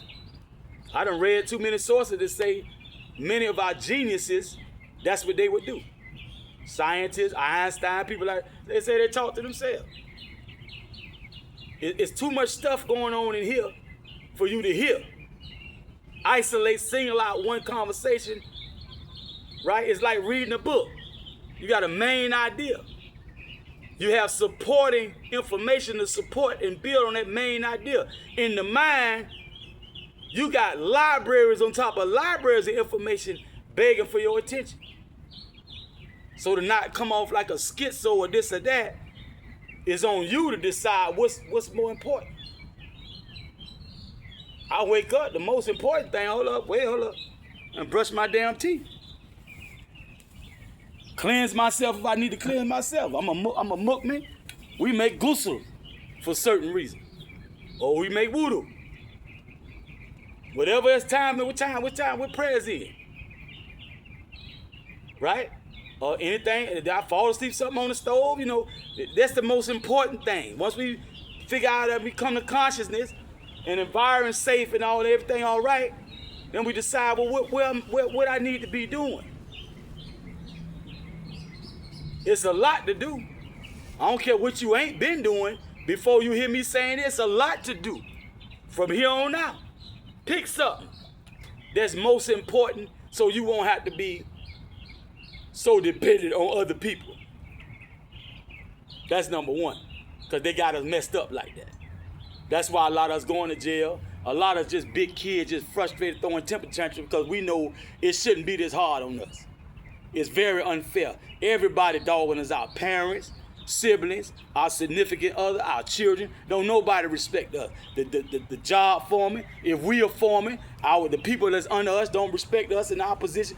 Every situation you find yourself in, especially when you melanated, because it's a lot of people, it's this intentional.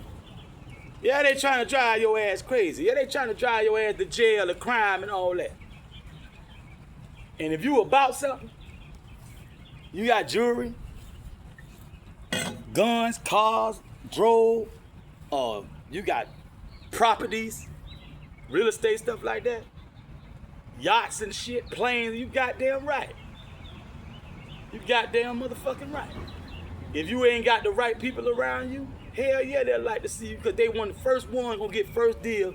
They can steal a lot more, because you the only one know.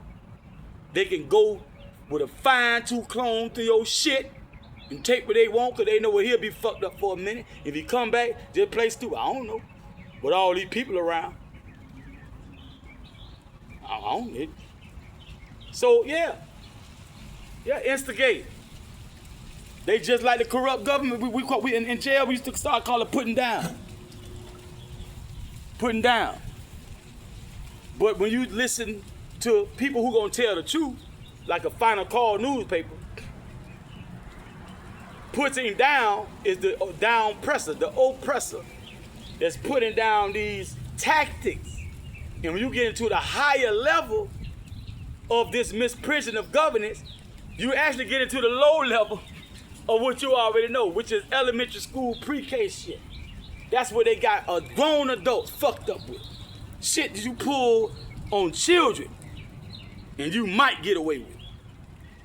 That's CIA level shit. Mossad, MI6, play with it.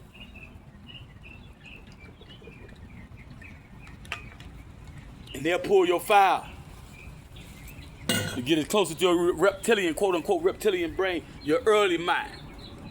Try to find out what you was like when you was like this and like this, so they can know who to send to you and all type of details, what colors to use and all kind of stuff, just to put you under like hypnosis and mind control and whatever, or just instigate certain responses.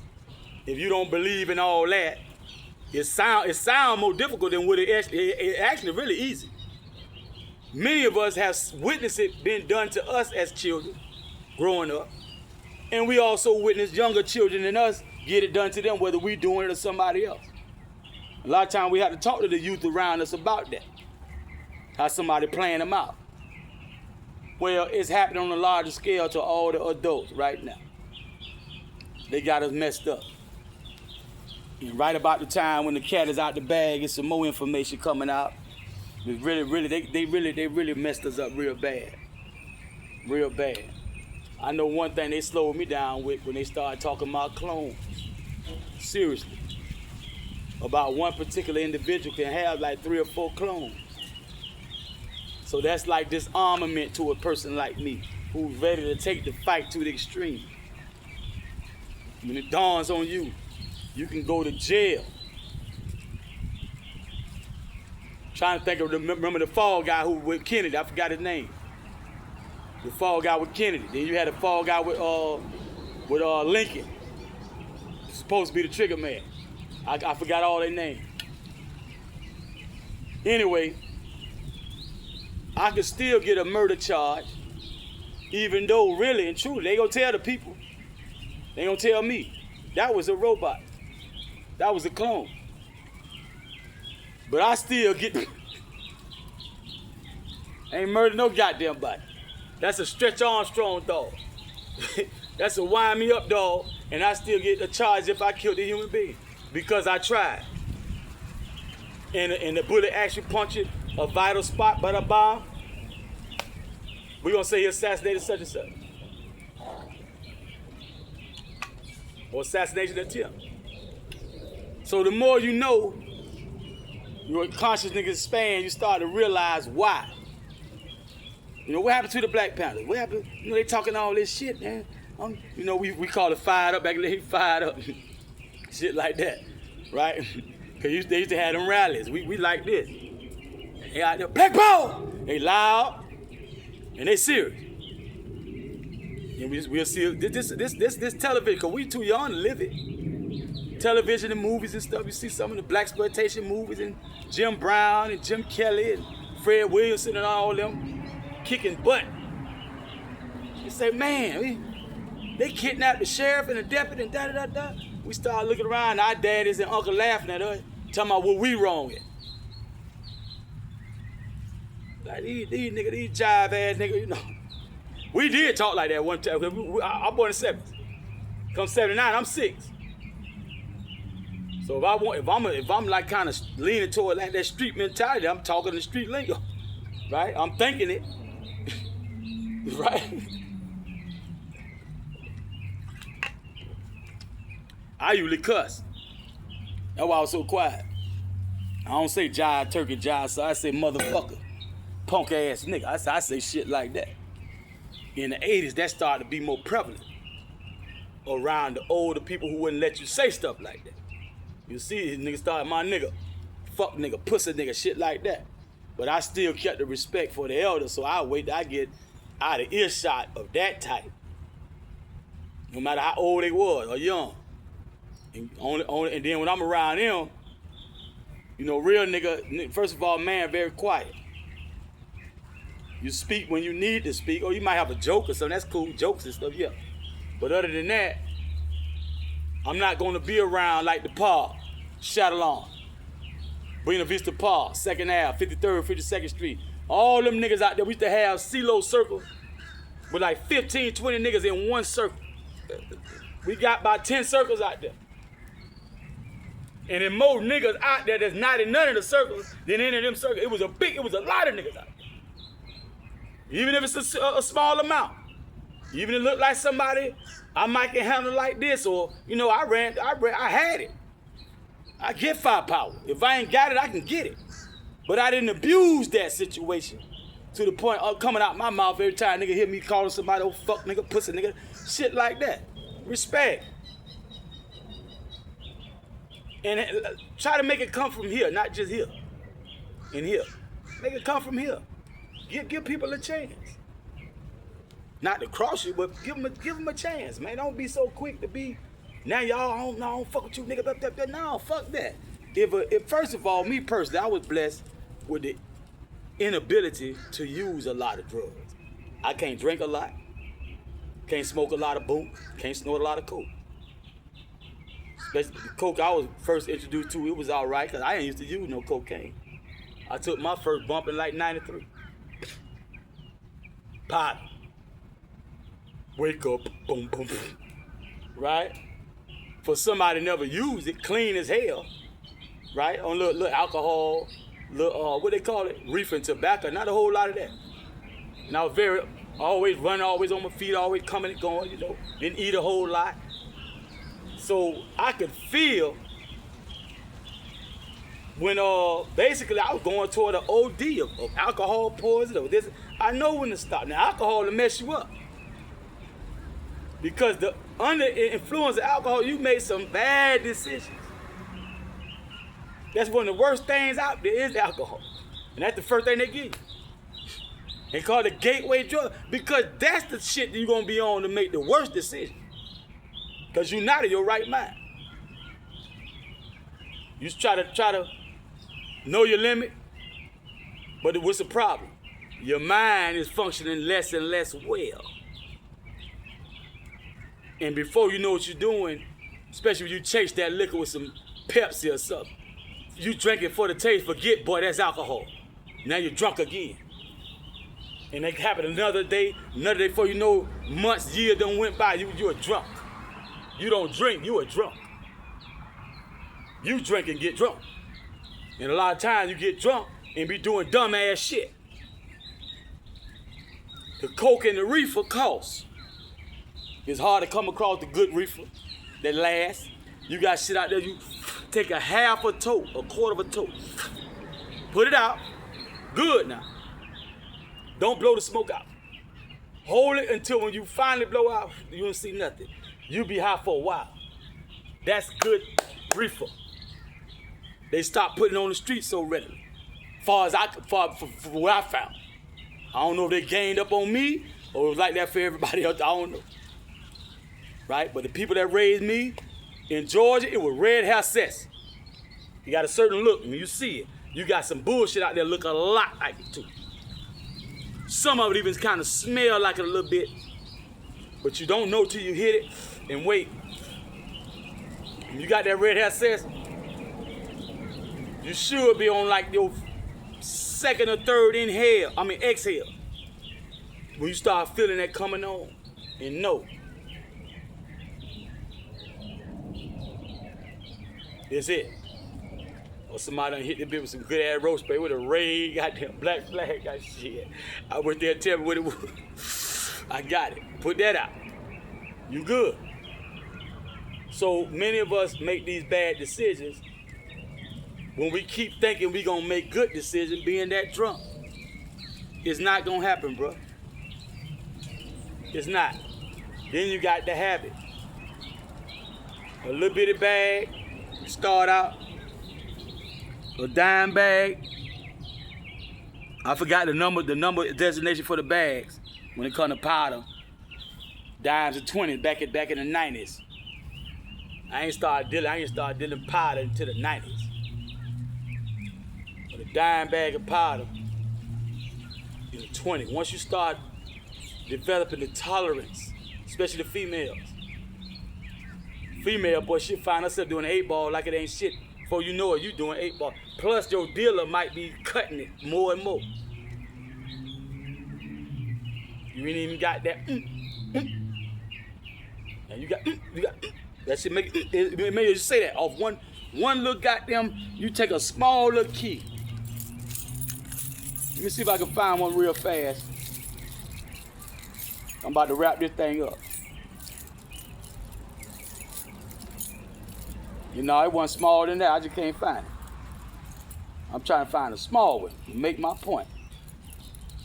This ain't small enough. It's a little tiny one somewhere on this jar. It's hiding from me. Like a little rabbit. I don't see it. There you go. Check this out. I hope you can see that. There's a lot of keys around. See that little bit of key right there? Y'all see that little key? See that tip down there? The tip of this key right here. Can you see that key? See that little tip? I might take it off one day and show you again. I gotta look at this film again. The sun blocking my eyes, it's blocking the vision. You can dip that little tip and you got just like that. Your body immediately start rejecting, like, hey, slow that down. We got you. And you're gonna be crunk. So a lot of times when you're young, dumb, trying to get some, you have to go through something like this anyway. To feel kind of all right. Right? So that's expensive. And that was the root of a lot of us falling out anyway. Somebody pulling a junkie stunt, maybe on both sides. They put what we call junkie stunt. Trying something. When you've been in it, when you've been living a life for a while, you ain't got to be a user, just an observer. You realize what the end game is, motherfuckers just trying to come up with something that they can take and buy some drugs with. So they'll start fights with family members. Everything becomes for sale now. My friendship, my conversation, my eye contact, the all right vibe between us, all that become, you gotta buy that. And we'll give you that stiff cold shoulder like the in crowd do with those who not considered in the cool crowd. A lot like that. Right? On steroids.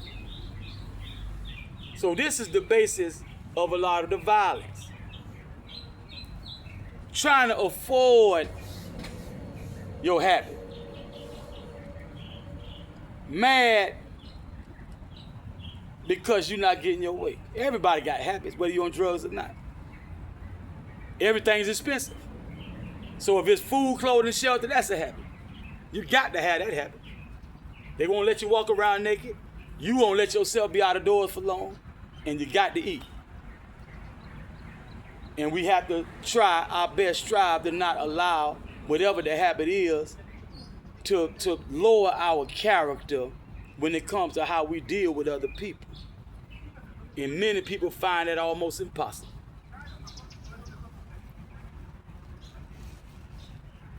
So my suggestion as I wrap this up, fat hurt. If you are using drugs, if you on alcohol, target that as a goal to no longer be a goal. I'm not trying to get to the bar to get not even one drink. I'm not trying to get to my connect to even get the, and another thing would have slowed that would have helped them out a lot if these fools stopped selling dope. That ain't nothing but a setup. Because they giving you the dope so they can take you to jail. Got to the point they gave out the computers. It was a time you couldn't make nobody give you no computer. They gave out the computer. Around 2009 or 10 or somewhere up in there. Maybe 11 or 12. I was in Miami-Dade County area, school system. They gave a good computer. Like, I think laptop, not those big old clunky shit. I'm doing laptop. You can take it around. They knew what they were doing. You got old food right now, older than me, my age, and definitely younger. That's the basis of their indictment. Lazy, online, talking plain as day. Even showing video and picture. Drugs, guns, letting them know, yeah, I for real, I ain't trying to set you up to rob you, know, I got it. And if you ain't doing it, when they put that poster board up there, sometimes they'll put 1 or 2 at the top, maybe about 4, 5 underneath that, 6, 7, in ranking, according to what the government found out. The ones that talk gonna get the most time unless they start telling on somebody. The ones down there a lot of times get less because they told on the ones at the top. A lot of times it happen like that. But if you read, a lot of people don't read, man. Especially certain age group and below, they don't read the news. But you just don't know. Your best friend is somebody who done went to jail doing the same shit you like to do. Them goddamn, what we call it, case law. In Southern Reporter, because I'm talking about Miami-Dade County primarily. Broward right there. Well, I'm in Broward now, but Miami-Dade County to the south. We got Southern Reporter. We have case law. Aside from studying Florida state statutes connected to a crime you or someone you know has been charged with, it's good to go into case law in Southern Reporter because they're going to cite certain statutes that people use in their defense or the state used against them, but many times your out is in that statute because they will railroad in a heartbeat. Sometimes you got to stop that courtroom and start talking. When they tell you to shut up, but be talking some sense though. Look at the stenographer. Fuck the magistrate. Look at the stenographer. Hey, you getting this? Slow down. Stop cussing so much. And talk about Florida state statute. When you get adjudication and all that, put that on the record for the record, and make sure you tell your lawyer ASAP. Give me this transcript from the, cause while you incarcerated, that lawyer that's law work. They gotta do that. Give me that transcript from that hearing the other day. Go back, make sure she printed, she typed what you said, and what everybody else said, and not some other shit, especially when they kind of tend to incriminate you. They play games. Black's Law Dictionary. Because see, while we trying to find out how to X-rail and get that Monopoly get out of jail free card with that red fez and all that, we need to learn how to adjudicate. Don't just abandon that because we learned a little bit about status, identity, jurisdiction. Fuck that. They lock me up right now. I ain't finna be talking to them motherfuckers about no guy. Fuck that. I'm gonna keep on doing what I've been doing. Motion and all. At least the shit be right in this act. Because when you get down to the nitty gritty, they playing games and everybody know who the player is. They ain't fooling no goddamn body. They just backing that shit up with threat, duress, and coercion. The police force and the corrections if you locked up. It's force, by force of arms. That's it. And I'm gonna end it like this. Officer William B. Hine, Metro. Officer Gonzalez, City of Miami.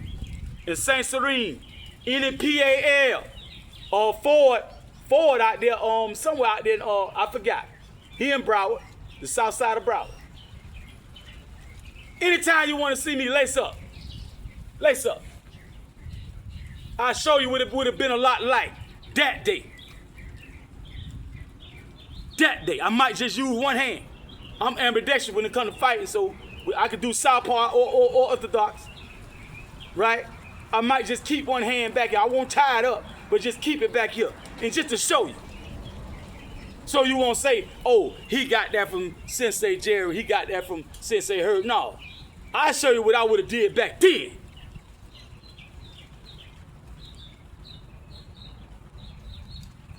Just the basics. And I was kicking and bowing and kneeing too, so don't see them fit them alto style and think, no. I was raised on Rialto, nigga.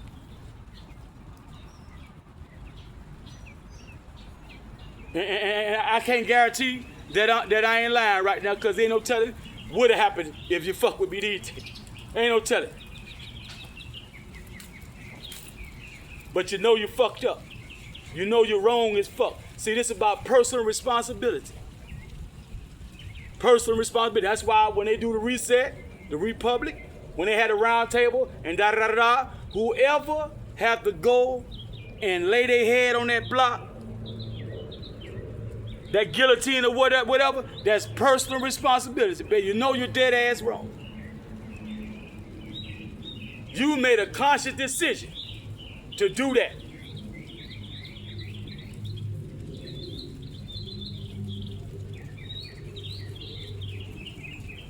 And I'm gonna wrap this shit up. And not even go into farther the way I was, because I was gonna deal with that 6 ounces of brain. But in a roundabout way I did. A lot of our women, they are never there when we're going through our toughest battles. Therefore, they greatly misunderstand us. They take us for granted, and a lot of times they don't know when to stop poking and prodding, poking that bell. And that's where a lot of that, not that I don't condone it, but that's where a lot of that DMV come from. They don't appreciate the peace, the non-combativeness of the man. When he's non-combative and peaceful, they over there poking him. It might be verbal, it might be through action, inaction. You know, responsibilities, duties you should be doing, you ain't doing. Doing a little too much of this and not enough of that. All that kind of stuff. Chicks like to play mind games too often. But what they're not really realizing is what we go through. A woman that never know what it's like to be locked up with a cell full of men. Stockade hold like 40, 42. Depending on how big this, because some of them don't be bigger than others. roughly about 40, 42 people, roughly. Now, you talking about guys, I know guys who killed in self-defense over the years. And they force him to go in there with that on his record. The victim is on his record. And then go to sleep with all these niggas. Shanks this long. We call them Wu-Tang. We used to call them Wu-Tang. Swords. I done seen them make, I ain't lying, I done seen them where they got it from, how they made it before it was this long. It was longer than that. And y'all get out here, listen to the trap music, mumble rap, and the old reality rap, right? The old so-called gangster rap and all that. And be at the club, and these chicks got a way about, if you heterosexual or bisexual, these chicks got a way about them. Where you don't hardly get the play until you can, when 99.9% of the time, you gotta do something wrong. To be the always, and this up front. We ain't talking about no relationship. We ain't talking about no sex either. We talking about to get her attention. When you buy that drink, and she say yes or no, and you, like a real baller, you peel off about 9 of them and walk off. Play your pocket. Stay in pocket. You might pull another hole. You might not pull not one. So what? Stay on my job, number one. Keep these straight. Before you know it, you get what you're looking for. Because that's about all, all that goddamn gel, hard-ass gel, and tough-ass weave and wig, and all lace front and shit on their motherfucking head. Nigga don't really want to lay up and make love. You can't even play with her scalp and shit, all that shit on her fucking head, and makeup get all on my clothes and all that kind of shit. And some of them take that shit off. Ah! And you don't even see. So, don't kill me by one of them regular ass, fuck ass, foot dragging ass, masked ass, mud ass bitches. You trying to impress, you get a little oily. That's why I can't even go in the club. On sight. They look at you. Nigga trying to step on your foot, nigga trying to bump into you. Look at you funny. Look what's over there. Oh man, I just got here. Don't know you from a can of paint. That's why we know your ass is a certain type of special. Cause any real nigga don't want more problems on top of the problems he already got. Unless he probably bought drunk.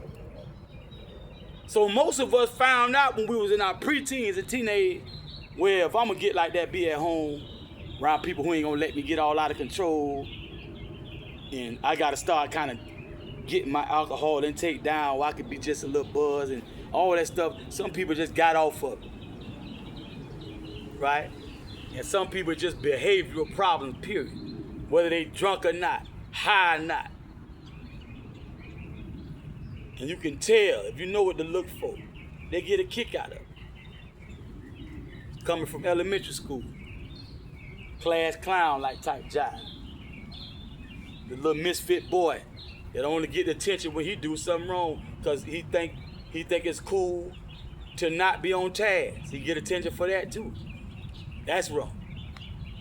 So he don't get that type of attention that you go to school to get. He'll never get that. So if you don't grow out of that, a lot of time you a perfect candidate for like a jailbird and a long record. Cause too many people see it was a time nigga told me one time, he said my record so long you can make wallpaper out of it. And guess what? It was cool back then. Because a lot of stuff you need to do on the street, you can get done from behind bars, for real. Come back and forth, get out eventually, go back, but you taking care of business. So your children get used to not seeing your face all day. They can come visit you. Because you got people in the military the same way, might work for a corporation. They in Nevada somewhere, they family in New York. So it ain't a lot of difference when you paying them bills and stuff. But now these days, you can't even hardly pay no bills. Plus you ain't got nothing up here to impart in them. Fat her. Her is her and them. You raising them with her. She ain't raising them by herself. Daddy need to be able to say something to daughter and son. The women tend to grow up stronger. Personality. And less interdependent, they use that term a lot. Less dependent upon somebody else for validation. When she had input from mother and father. Less likely to be easily kidnapped off the street, but whoop somebody's motherfucking ass. Till my kidnapping her. When I killed your motherfucking ass. Right? With that input, we are not giving enough thought and love and care and nurture to our own seed. Like a reptile, we just step on. The men. Some of us might be ran off because we got women to this day still to push us to the point where they won't respect us because we won't hit them. We won't yell, we won't raise our voice. Now some of them tell you, he don't love me because he must be some other bit. No. It's another frame of mind I'd rather be in than what you trying to force me in. It's another way, spirit I want in my household other than what you bringing into the household. If you keep it up, I gotta go. I don't even want to know what I turn into if I allow myself to stay in those environments. I still. Same way in jail. Before I fight, which is basically killing, because I ain't gonna put it past nobody. I don't know nobody like that. I don't know nobody. I don't know what they can do to me. I'm gonna shut that shit down ASAP. But before I go there, since all mine have been instigate, agent provocateur, / that saboteur type of shit, I go get that broom, they cut it down to like a quarter. We don't have the whole broomstick. Stick by this long. Then you got the straw. So I gotta put my hand on that nasty ass broom. That's why a lot of time it don't work. Cause you ain't supposed to let the broom touch you. Bloom, bloom, fucking my luck up. Bloom, my luck janky. Bloom, bloom, bloom. They come to the door, what's up? What? If it ain't time for them to come, they don't wanna come. They know it's some shit they don't wanna deal with. Here come correction. Pussy ass Junior, Corp Junior and all them fuck niggas. What's up, man? Mackie, what's up? Move me. What's going on, man? What's... Move me. If you ain't got an incident to report, if they don't see nobody fuck, they don't want to move. Okay. I learned quick. Like one of the first time they tried not to move, I said, look, what you want? Somebody be dead in here? Or I swing on one of y'all count time when you got to come in the cell. Move me. 99.9% of the time, I think every time, they move. And I tell them, put me in the safety cell. That's lockup.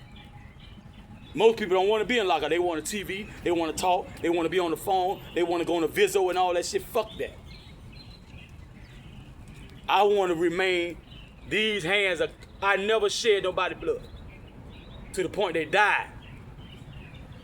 I ain't got that problem on my back.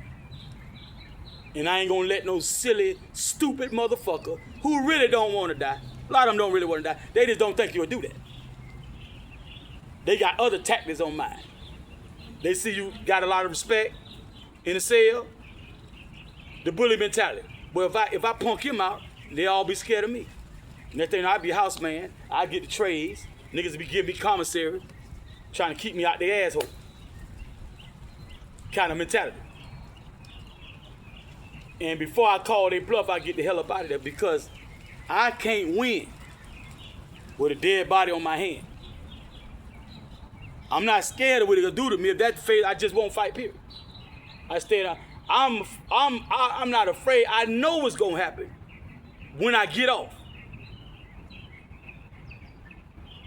Now I've had people in a position where I could have killed them, but I didn't kill them. I had people in a position where they was running from me so I couldn't hurt them bad, but I didn't kill them. Right? Nigga walked in there on me on the shit jacket. Anybody know what a shit jacket is? Tell them. Whoever don't know. I know he knew I was in there. I had flushed the toilet a few times. he was known for touching people in the cell. But we had this thing about it, we had a habit amongst ourselves. We did kind of like when we was talking, we'd be like, be talking to it, and we'd touch them like that, we making a point. And we'd touch them on the shoulder, whatever closer, that's not all up in here, but you know, touch them on the shoulder, on the arm or something like, we getting to a point in the story. But he was the type kind of like overly social and overly talkative about nothing and quick to do that. We called him Tiger. So Baldy and Bert Smith them tried to tell me, man, he ain't no nigga, he knew I was in there. So I had to get my clothes on. I was on the shit jacket. For real, not pissing, I was shitting in there. Had to get my clothes on. I ain't even finished shitting yet. I'm real mad, I gotta get up. This shit might stay stuck up back of me for a minute. But that bullshit they be feeding us in there. Wash my hands and shit, get my shoes on. End up chasing them around the cell till they pretty much say, man, hey, let him. Matter of fact, no, he ran to the phone and grabbed the phone and was trying to hit my hand or my fist, whatever I used to get it. I tried to fuck his ass up. He did some shit. No, he was trying to explain by the door. And he talking. He done went beyond it, but like I say, he came in the shit. And then he did this. Oh. Play surprise, but just close the check. He still got it. Nigga's a faggot. That what he got, because that what they were saying about the touch. Man, that nigga like this, man. That nigga, he trying to find somebody to do something with it. Okay, so he tried. And like I say, he opened it, and he just standing there. He just getting it in. So when he finally go masturbate, 1, and 2, to see how I respond, because I might like tell him to come on in or whatever, you know. Wait till I shower, right? So we talking over there by the door. It's kind of like that cell is kind of between the day room and before you get to the beds, the door right there. Like right there attached to the day room and the bed's back there. So he talking, oh nah, and they kind of helping him lie. Cause they saying they really don't want the cell to get shook down and broke down all that for a fight. I'm guessing. Some of them niggas might have been low down. Jim Bob, Pokey downside, you know, telling Bert Smith, some of them zombie Chuck, some of them niggas probably down low. Panther, some of them niggas probably down low. I got him, like a jaguar. Got his ass somewhere up in here and dropped with it. And throwed him over. Little basic little karate move. And he flipped, but he caught himself and stumbled. And once he seen that shit, he ain't want to do nothing. He run around the cell trying to run from me. Ran over, got the phone, and every time I tried to, whatever I was trying to do, I can't remember what I was doing, but he was trying to hit the hand with the phone. Bop! Can't let him do that. I said, all right. And the guys in the cell finally said, hey man, you know, trying to tone it down. I was highly upset because I explained to them that part when they was already saying he about funny. So when he in there open the curtain like this, we used to make the curtains out of the cover for the mattress. It was silver, gray, like a thick plastic. Thin, but thick enough not to tear up easy. And we split that up and hang it up. Because let the correction officer have their way, we wouldn't have no cover. When we sitting there taking a dump, the whole cell got to be up there eating and watching you on the toilet. So now, he opened that up and looked. Talking about, like it supposed to be like, oh, my bad. And he like this. Trying to fool me with the look as if he made a mistake. But you won't close the curtain and turn away. And I, okay. And held it for a minute. Okay. That's close enough. That's close enough. Because before you know it, you let little stuff like that slide. Before you know it, 2, 3 of them that held you down. And they mind, nigga, he probably wanted it anyway. He probably choosing Susie. You know, he probably just Shane, you know, Chuck know him from the hood. Dad off 18. And he'll get back around, you know. That's why he won't. He'll let nigga take. Niggas do that. Niggas do that. So like I say, if you a real nigga, you heterosexual for real. You love women, you love your family and all this stuff out in the so-called free world. try your best not to go in there at all. And I'm gonna end it with this. That drug game is over with. As far as being out here and enjoying life, and enjoying your children, watching your children grow up and all this kind of stuff, and going on these family trips, and you daddy going around the world anytime you feel like it. As long as you paying them bills, you know. Mama let you get all the chain, them bill paid, she watching them bills, especially when you smart and you got something set aside that's in her name already. She ain't gotta wait till you die and all this, wait to divorce you. She see that. She less and less with that bull job, but at the same time, she love you, you gonna make her more like a mother. And she gonna pester you and stuff, because she probably figure you doing something if she don't know, and wants you to stop whatever that is, and trying to let you know, I love you. And I'll go through thick and thin with you. You don't have to do wrong if that's what you're doing. Plus, she worrying about herself, because the courts will say she do know. Try to take her goddamn livelihood, take her children. So, I'm going to end it with that and say, find some other ways, man. I know it's hard as hell. They giving me hell. I ain't gonna lie. And that's coming from the best friends. I don't too much bother strangers with no personal problem. I try to find a way to fix it. But they giving me hell. And a lot of that comes from they have failed in most attempts to destroy me and destroy my life, and have me be party to that fraud. And they are very disgusted with the fact that I'd rather be the best person I can possibly be. I won't let these setbacks and all these comics and ops and stuff be an excuse for me to pick up some alcohol, or I gotta get my mind right and pop some pills and stuff. No. Learn to deal with your thoughts, deal with your emotions, and work through it. And don't make your problems into other people's problems. Don't be a burden on somebody else when you know it doesn't have to be that much of a burden on someone else. Man up, stand up. You're a male. If you're a woman, be that feminine, divine feminine that you are, that goddess that you are. Don't let nobody shame you out of that. And we got to study. Because a lot of information was not passed down to us, even from those who wanted to pass it down. We got to go get it. A lot was hidden. It's a lot of forums out there too. If you haven't found any yet, start looking for forums. I find them through tarot readers and people like Chief Rod and Arcida Ducatia. That's my new family. People who don't even know they my family. Because I don't try to get too personal with them. I respect the fact that man has a wife, child, whatever, it's female, she got a life, and I can't help them out financially. I got a war. Every time I touch some money, the battles in the war intensifies. Because, see, that buck breaking, Tariq Nasheed like to talk about, the main tool in buck breaking is for us men not to have an independent mode of finance.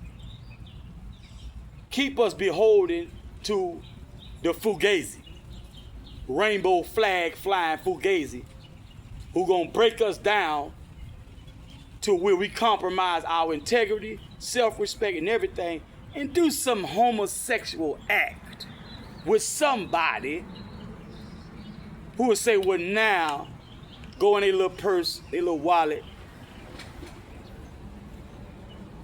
and give you 6 pence for that. Something strange for some change. And many of them broke as fuck. And they'll be talking to you like your mother, your grandmother, your grandfather, and all that, preaching to you about what you need to do for yourself. So before you even put yourself to them situations, you already know that. What they gonna say when they finally start trying to get around them lies they told and the impression they tried to put upon you, they can do this and that for you and da-da-da-da-da, if that's the route they took. Right? Because some of y'all about like that yourself. I ain't really talking to you because it's not that I don't care about you, I don't love you, nothing like that. It ain't nothing to it with you. You don't care like we do. Those who care. You gonna do something about like that anyway, probably just not that particular person. You probably got your ideal partner, you know. But you know how that go. A lot of times those be whores, man and female and male whore. You gotta have some money, get your money right. That's why the ones you try to finesse be penny pinching, because they know. More than likely, if you do that, you do got somebody you rather be with.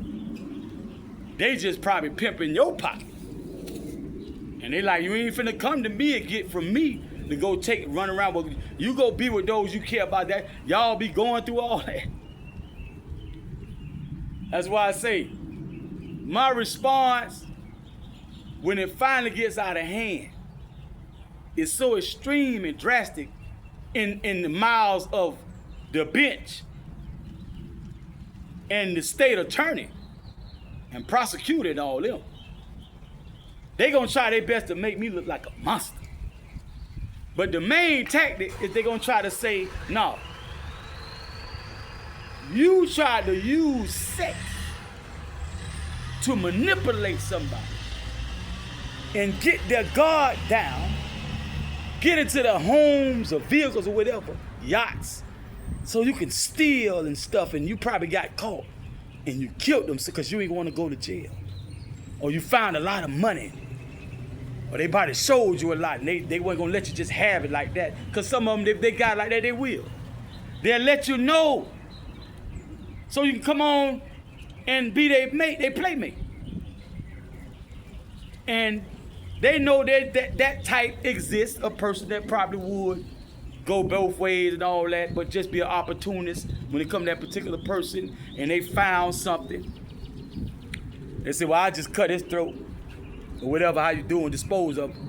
Take all this, probably go back and forth getting it. It's so much. And you clear the area for good. They might find you, they might not. So they try to paint it up to stuff like this. So to avoid that, crime of passion, all that, I don't allow conversation. We ain't definitely gonna be no body language. Conversation. When I say body language, I mean activities. Like activity where, you know, nah. Text messages, talk, flirting, no. That way, when they pull all the cell phone data for every cell phone I ever own, every email I ever own, oh, you'll never find me once a male, because I'm a male. That's what makes it homosexuality. Once a male expresses the desire. Some of them even start, it's like they get bolder over time. Or be my boyfriend, or that's the one really, hold up now. What always get me is from the present to the past, I'm trying to figure out where you got it misconstrued that I was the type that'll want a boyfriend. And would go for that. And then look at your ugly ass. Bad body, ugly. I mean, it is a such thing as a handsome man and a well-built man, whatever the dimensions are. These motherfucker pot belly, the motherfucker not the best looking motherfucker here. Nigga might have a receding hairline to all kind of shit. And this nigga talking about being his, so they are preying on the financially challenged. Those who have drug addictions. You might have a shoe addiction. Something that's beyond your ability to provide for yourself. And with the man especially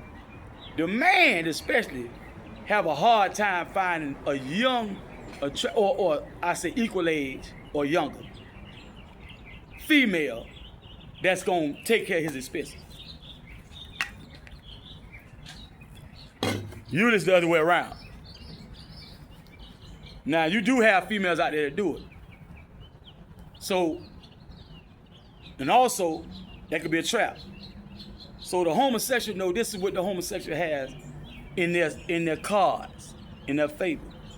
He can't put you on child support. He can't make your life a living hell simply because he has children from you. See, you don't have to worry about no pregnancy period. You can fuck him 365 a day, days a year. Don't have to worry about no period. Only thing slow that down is like the clap. Chlamydia, something like that, they picked up. They would look like they were cheating on you.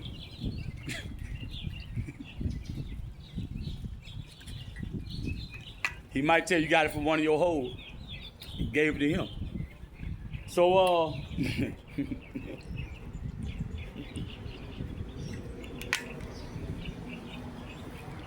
these type of things, see, you know, damn. But it is that bad out here. And now, with Jaguar Wright coming out, CC, the big bodyguard, ex-bodyguard of Sean Puffy Combs, Puff Daddy, and Gene Deal, the ex-bodyguard. That's some of the most inside information ever, especially about the sit up there. You ain't got to read a book, you ain't got to buy a book that you didn't even know was out. You just hit YouTube and fuck around and get curious and see what's this about. You might not even know Jaguar. Or the host, the channel. You might not know the channel, but you just out of curiosity, you just hit it.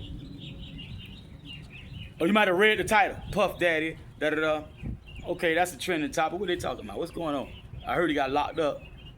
And now you get more than what you bargained for if you into gossip and stuff like that. Oh, that's some juicy. I ain't gonna lie now.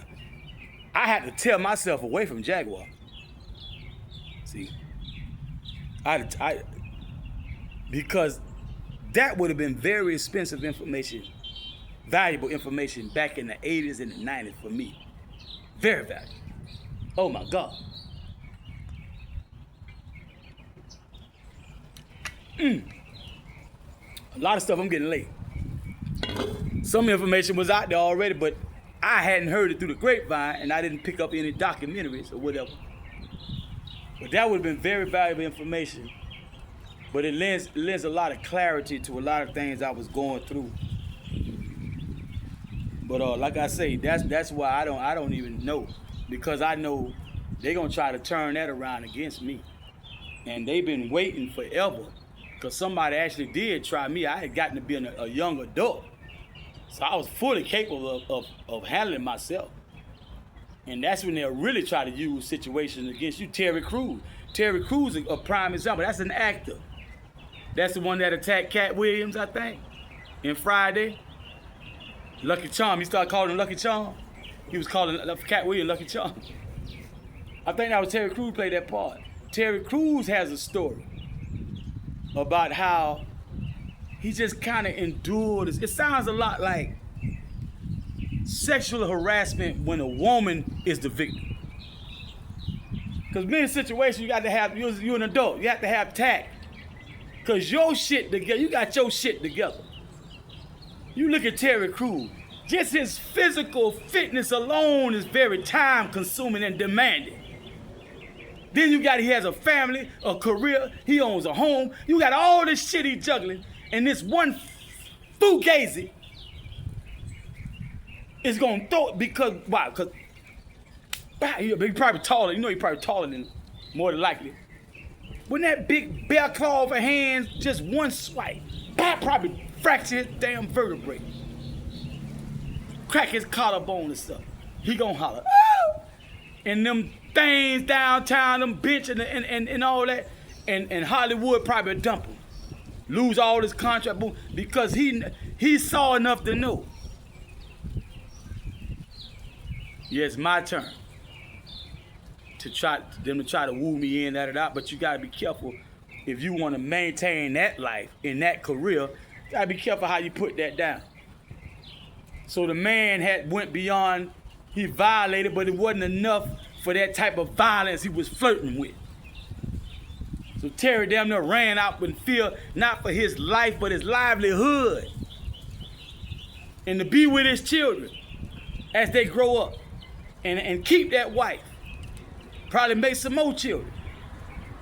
See, all these type of things, they manipulate and play with once you get to a point where they can't really scare you no more through physical, feeling like you can't physically handle yourself. You got other areas where they put the horror show on.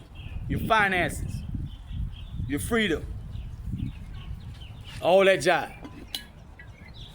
They'll make people think you was crazy. With the media, they got the media on their side. That's why I don't do a lot of these people always ask, well, why don't you? They always trying to figure me out. I knew not to F with them back then. Just from the basic stuff. And a lot of that stuff was a lot like what we hearing now, but it just wasn't those people we hearing about now, per se. It was something back then, Liberace, Versace, this tendency for all these OOs to get these gigs. Then you get around them in a corporate setting, and most of them acting all, oh, how are you doing this? Talking, and so no real nigga don't talk like that, man. Real nigga ain't gonna make no woman think twice about his sexuality, his sexual orientation. And it's to the degree where you just assume that nigga go. So, you know, it's like, man, these people ain't finna run my life. When I'm hearing the elders talk about all these things, what I came to know to be to U.S. Corporation going bankrupt, then they inflate the economy and blah, blah, blah. They go bankrupt again. So they talked about that in certain aspects, in certain ways, and I'm hearing about this. I'm not going to sell my soul to the devil. You can't offer me hardly nothing I ain't got, and if I ain't got it and you offer it to me after I do those type of things, I don't need it. And a lot of times that's not enough. Somebody still gotta come in there and try something. And I think that's why lately they called the police on me twice. And I had made it a point to stop being all out here and there for too long. I go do what I gotta do, get the fuck on. Because I'm too live, too playful, too sprightly. And there's somebody always, especially security. Come tell me you can't do that. You know, no matter, you know, I might be just in line waiting on, get seen in the shopping, in a grocery store or something, doing something like this. With my cart right here. One, I always go in the shop. I can't afford to eat at a restaurant, stuff like that. They know me, but they want to play like, you know, it's a situation they gotta go end up taking them handcuffs off and calling the police, all this kind of bullshit. So I start going to where it's designated for that. A park. Where you can do damn near any type of sport you want to do. Play chess and all. And they come asking me dumbass questions about what, after I tell them what I'm doing. Well, why you here? I started to go off on that nigga. Shit. This all I saw. That dumbass smile on his face, and he had a smile of what they call incredulity. Like as to say that I don't believe you, and I think you out your mind the way that we got that call that you was out, because I tend to talk to myself. That's right before I start making these first publications. But if you see me, you will see me, say for instance, you can't see that, that's off camera. And I don't want to step on that dirt either. I get something fixated like that. Because in martial arts, we can go from the ankle down here to the shin, knee, groin, lower abdomen, sternum, right, chest, heart area, liver, neck, face, top of the head, back of the head, side of the head. This represents when I don't have a body bag, a heavy bag, or a sparring partner. If I don't have anything like that, then I would use other things. So once you get to the park somewhere, wearing sweats and tennis and stuff like that, fuck you mean what I'm doing after I just told you? Because you probably didn't know before I said, I'm telling you. And I told you. So the son of a bitch, the faggot ass nigga, he over there by himself right now. And the other officers, they started to pull up in other cars. So he got me repeating the same thing, but he got this look of incredulity, like he don't believe me. And not only that, nigga, you out your mind, you just trying to play like you got a little sense when I come around, because you know it's about time for you to get back at it. Kind of look on his face. So now, he far enough to be safe, but he ain't that far if I want to take off on his fuck ass before he can even do this. Like Clint Eastwood, fuck nigga. I'm mad as fuck. So instead of cussing his ass out and approaching his puss ass, I started telling him who my father is and who my grandfather is and how my father is the reason why we have golden gloves and the City of Miami boxing program, even the PAL. Because it wasn't quite like that before the 60s after the riot. I think it was Martin Luther King riots. When this white woman, I forget her name, she was very wealthy, very well off, rich if not wealthy. My father, and from them two, it's how you call it? Like a snowball, avalanche type of thing. It took on a life of its own. But they started that. They spearheaded that. They approached the commissioner, mayor, that type of people. They sat them down, the higher ups in the police force and all that, because they were trying to come up with a solution to the chaos in the street. They were rioting. So that is the circumstances around it. When I talk about Black Panther and all that, that was one of my father's most greatest contributions to the solution of all that. From the Nation of Islam service and that right there. Right? So I'm telling him that calmly, barely politely, you know. And I had to repeat that same jive up until I started talking like this, right? Because he would interject with another one of them same questions. I told him, my car is right here. The first car was my car. If you walk in that direction, my car is right there. I'm standing on the grass barefoot. My sandals right to the side. And I had to say that like that to get him to kind of like just chill on whatever he had on his mind. Because he tried to come there and say, well, we got to call somebody here was talking to themselves and acting like a manic episode. And we think that's you. And he was going to come and just, like they did to me on 14th Biscayne over there by where the Army Mall used to be at, right before Blue Door Management burglarized my, while I was Baker acting, Blue Door Management, who I believe is hooked up with the police department, probably was filming me the whole time in there, audio visual. When I was living in there, I lived in like a year and a half to the ceiling cave in. I probably was filmed the whole while. They thought I was gonna link up with all that. They were wearing red out there, so it looked like they flagging on People Nation side. But I didn't mingle with them guys. I just nod my head to keep going. Go in my apartment. If I gotta leave, I leave. Go to my mailbox. I go there and go back, or go there and leave, whatever. That's it. Lock my doors up, burglar bars and stuff. I would not hang with nobody. Until I found out Gary stayed upstairs in the apartment next on 8th Ave. I would go over there. They barbecue and all that. He's an older person, about my age, about the same age.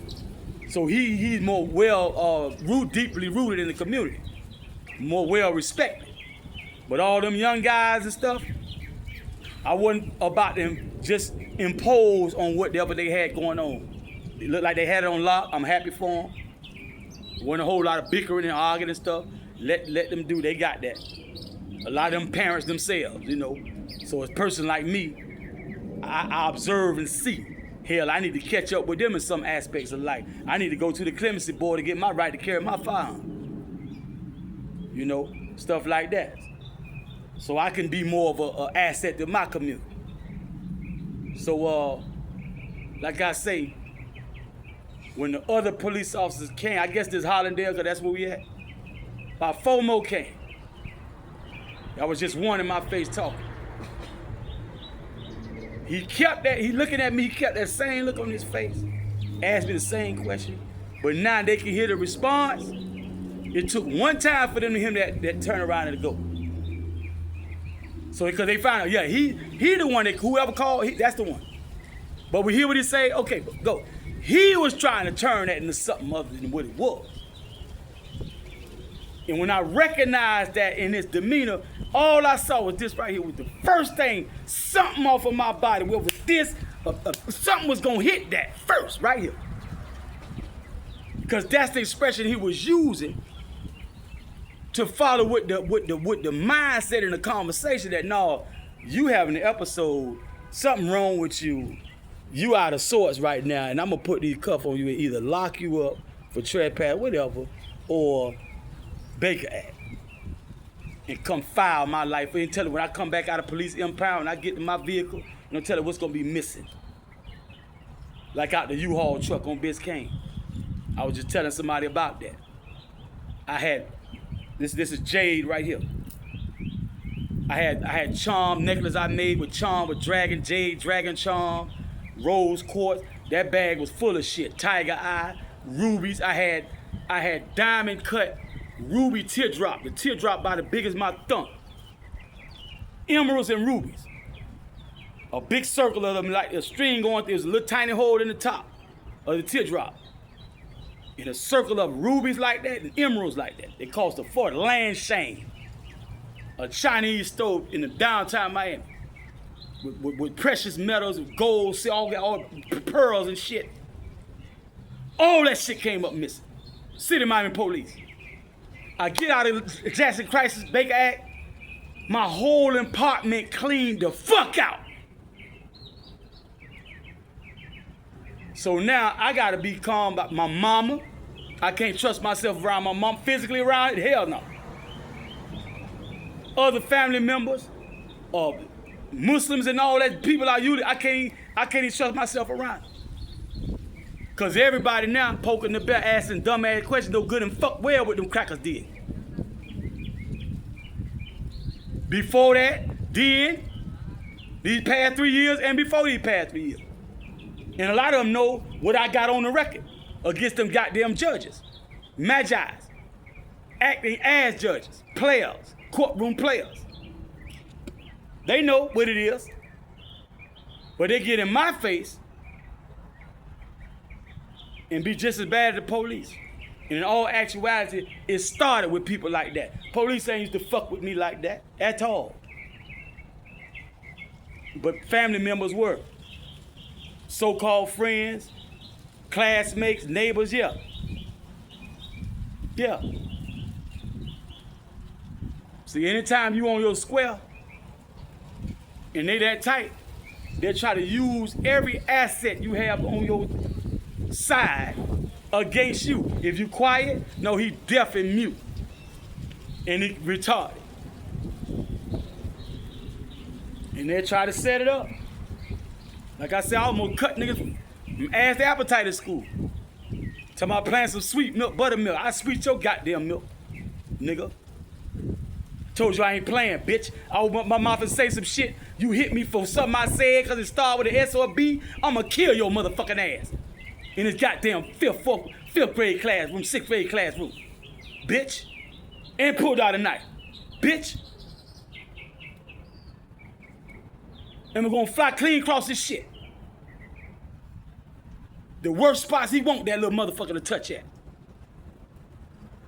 Have that shit, and be beating this motherfucking ass at the same time.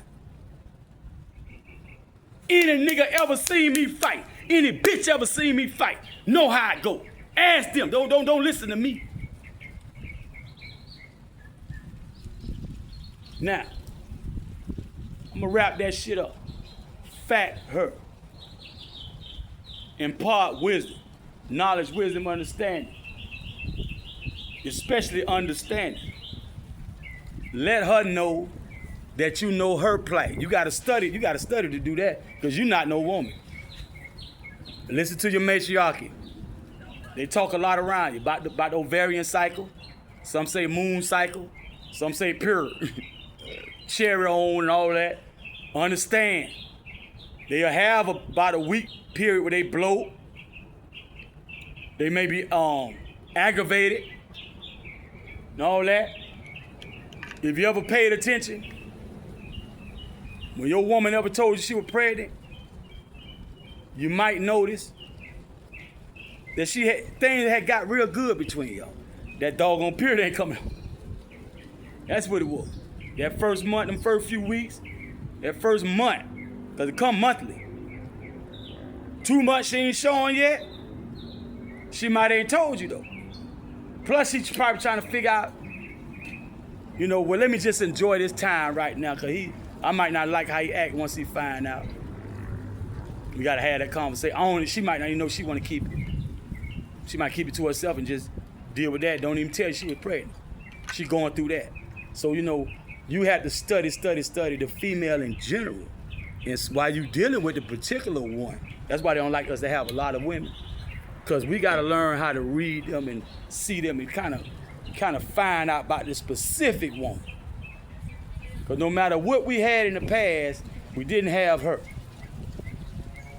So you have to fatten her up with the observation that she makes of you to say, yeah, he trying. He really trying to have a real relationship with me. And the main thing is just, I would say, like, personality and her likes and dislikes and da-da-da-da-da. Just, not trying to get on her good side to manipulate her, but because you just don't want to seem to be callous, insensitive, cold toward what her needs are and all that.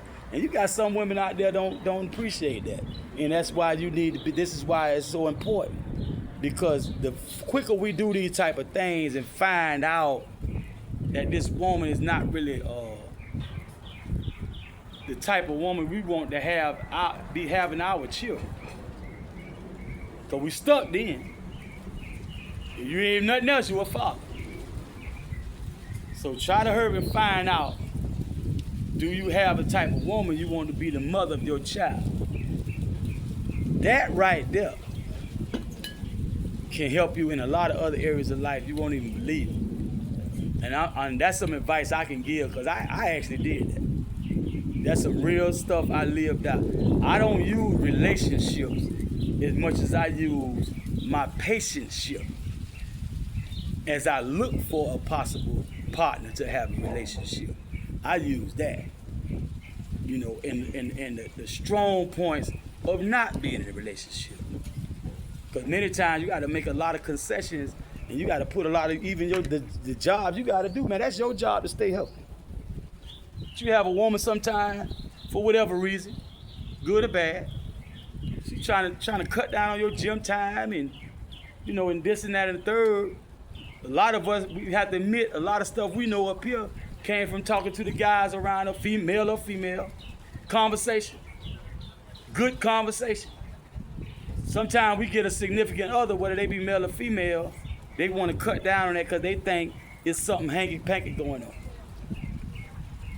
And that's one of your best sources of information is network, social network. It ain't nothing like it. So you gotta be looking out for certain signs of, is this woman gonna be a woman of peace dealing with a man like me? Is she gonna be supportive? We have to understand why she isn't, especially in the beginning. Because it don't take but a split second for you to make her pregnant. Now she got something she probably don't want to have an abortion. And now look at you. So we gotta put ourselves in their shoes. And by the way we treat them and provide for them however we can, that's why I say, me personally, I just forego the relationship. And this will help a lot of people out there, because you're at a certain age you are, or financial situation, whatever it is. You probably need to do that for a while until you can see better days. Or you might look up and find somebody who said, well, hey, I'm not sweating that stuff. But you got to be careful, because sometimes the woman that had that child and then switch. She might switch out to the second child. She might be playing a long con, switch out to child number 5, 6. And now you got to take your Jordans and your PlayStation, whatever you got, and get out. Take a little carton of milk out the refrigerator, your liter of soda, your leftover large piece of meat lover, and get out. And the new man might be enough for you to make it out. So hey, don't let the rush to have a family or sex partner, whatever your aim is dealing with a chick, or income tax queen, whatever it is, get you in all this trouble out here you can't get out. We used to say, they don't get me out in all that water.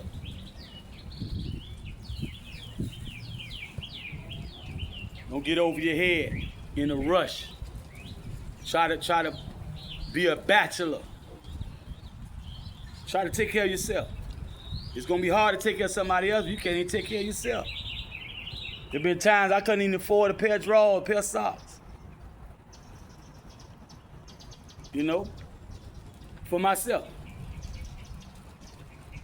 Pair of shoes, pants, all that, that's definitely out. If I can't afford the drawers and socks, you might not talk about all that other stuff. Car, jewelry, you know. And the more the state played with me, the more my partner, that's why I said it was contrived a long time ago.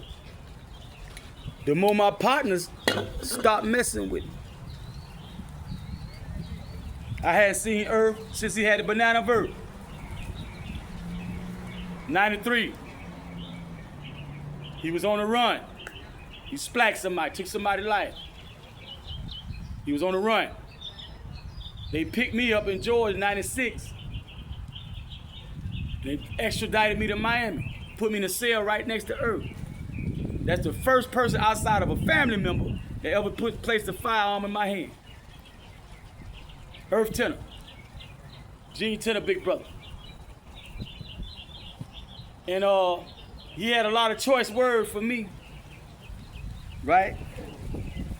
Because I had fell out with somebody he looked up to. And the person's cousin was his roommate. Right? Earth has not been in the United States since they deported him after that little ride out, whatever how long that took, X amount of whatever time. At sentencing, he was deported. He's an IAT right now. That was 1996. Me and that man was real close. Real close. So in just a bad decision, a bad move, just like that. He was going to DeVry College in Georgia. That's like DeKalb County. But he was from Miami. So it was times he was in Georgia right up the street from me. I didn't even know it. Because he just told me that like a few weeks ago. I never knew he went to DeVry unless he told me back then and I forgot. But me and Earth used to hustle in the same spot, same area. And one day, from what somebody else told, he didn't tell me, that somebody else told me that a guy owed him some money. And he was already catching some, I witnessed firsthand him catching some flack from some other guys about where he was to get his money at and where he couldn't get his money at. He was like, hey, all right. He ain't let that trigger him off. But somebody ended up owing him some money. And I think all that jive he was going through over all the years, he's ICN. So, you know, in school, sometimes they'll pick on the Haitians. Even though he had a lot of Yankee friends that would look up for him, but he probably had his fair share of slights and arguments and whatever. And it just got to a point, you know, a lot of ICN, especially the male, being that we got this testosterone, not that they don't mess with the females too, but we got this testosterone. And a lot of us ICN, I'm not ICN, but I'm saying us male that are ICN or ICN American, you know, we ain't too much feeling that. You messing with us for no good reason, and we'll see you. I'm saying we, but I'm not, well, I might end up in some shit because people like that was my dogs. James O, he's deceased. Ganu used to be. Up until soon, he came up missing after James O got knocked up. But before they fell out, I had love for James O and Ganu. You know? I never met Fafa. I never knew Makazo personally. But these like I talk about Bug. I used to be in Bud face, but I never initiated a conversation with him. A lot of time the car that'll be there, he'll be there sometime, but a lot of time the particular car I'm actually hands-on, somebody else driving. Or JD, or Lynch Bomb. It's just, it's just too many people. You can't keep up with all these people when you're dealing with your own thing day in and day out. I already know, he getting money, so I tone that down. I know a lot of people get money, but they got bitches, whole problems, children, parents, relatives, neighbors, police, you name bills. So, I just try to get my own money. And that's about all I got to talk about. So if it ain't about us getting some new money together, I don't really want to burden you with the money you got. I ain't really that type. I'm trying to find some new money together. And my area was the area going out there, like a lot of other areas in Miami. Let your nuts hang, right? Get out there, let your nuts hang, and do whatever's clever. Do whatever's clever. Get some money. Might have to just get a job. I didn't like working for corporations because I was coming across too many homosexuals. They trying to abuse their authority. And because I won't do as homosexual, I'm talking about this when I first got the first year I could even work legally. McDonald's by Edison. This bald head faggot. Got a big ass receding hairline spot. Little pot belly coming on. I know he's a sissy. Gonna start an argument with me about his hot cake. Somebody ain't making his hot cake fast enough. It used to sound a lot like that too. We put it on the grill, squeeze that thing, make the batter come out. He trying to make me work fast, but if I work fast, I'm gonna start messing up. Gonna be like a big piece of pie on there instead of, you supposed to be individual pancake. That gonna be a big old piece of pie. Gotta slow down and make sure that one ain't gonna touch the next one. I'm just now finding out how far to move the thing before I squeeze again. He's trying to make me go fast, trying to make me fuck up what he's really doing. Cause he see I'm the type that soon I'm gonna have everything down. All that ain't shit. Fast food ain't shit. Once they show you the right way the first time, you got that. So he's trying to make it seem like I'm more of an imbecile than I am. Really what he trying to do. So you have another excuse to be in my face. I'm gonna beat his faggot ass in that motherfucking restaurant. All into the street, probably try to throw his ass in the motherfucking 62nd Street. When I go off, I go off. Especially when it's started rooted in some bullshit like that. And it's my goddamn job. First job I ever had. Like taxes come out and all that stuff. IRS and all that shit. First job. I walked out on his ass. Never came back. Got that check, man. That shit ain't go but so many things. I was broke again. Mad as fuck. Cause I could have had a fatter check to go home with. Back up the road. Sissy shit. Why I can't get SSDI right motherfucking now? You gotta have a certain amount of credit hour. You know who cut them short? Faggots. Every time. Because a nigga don't go that way.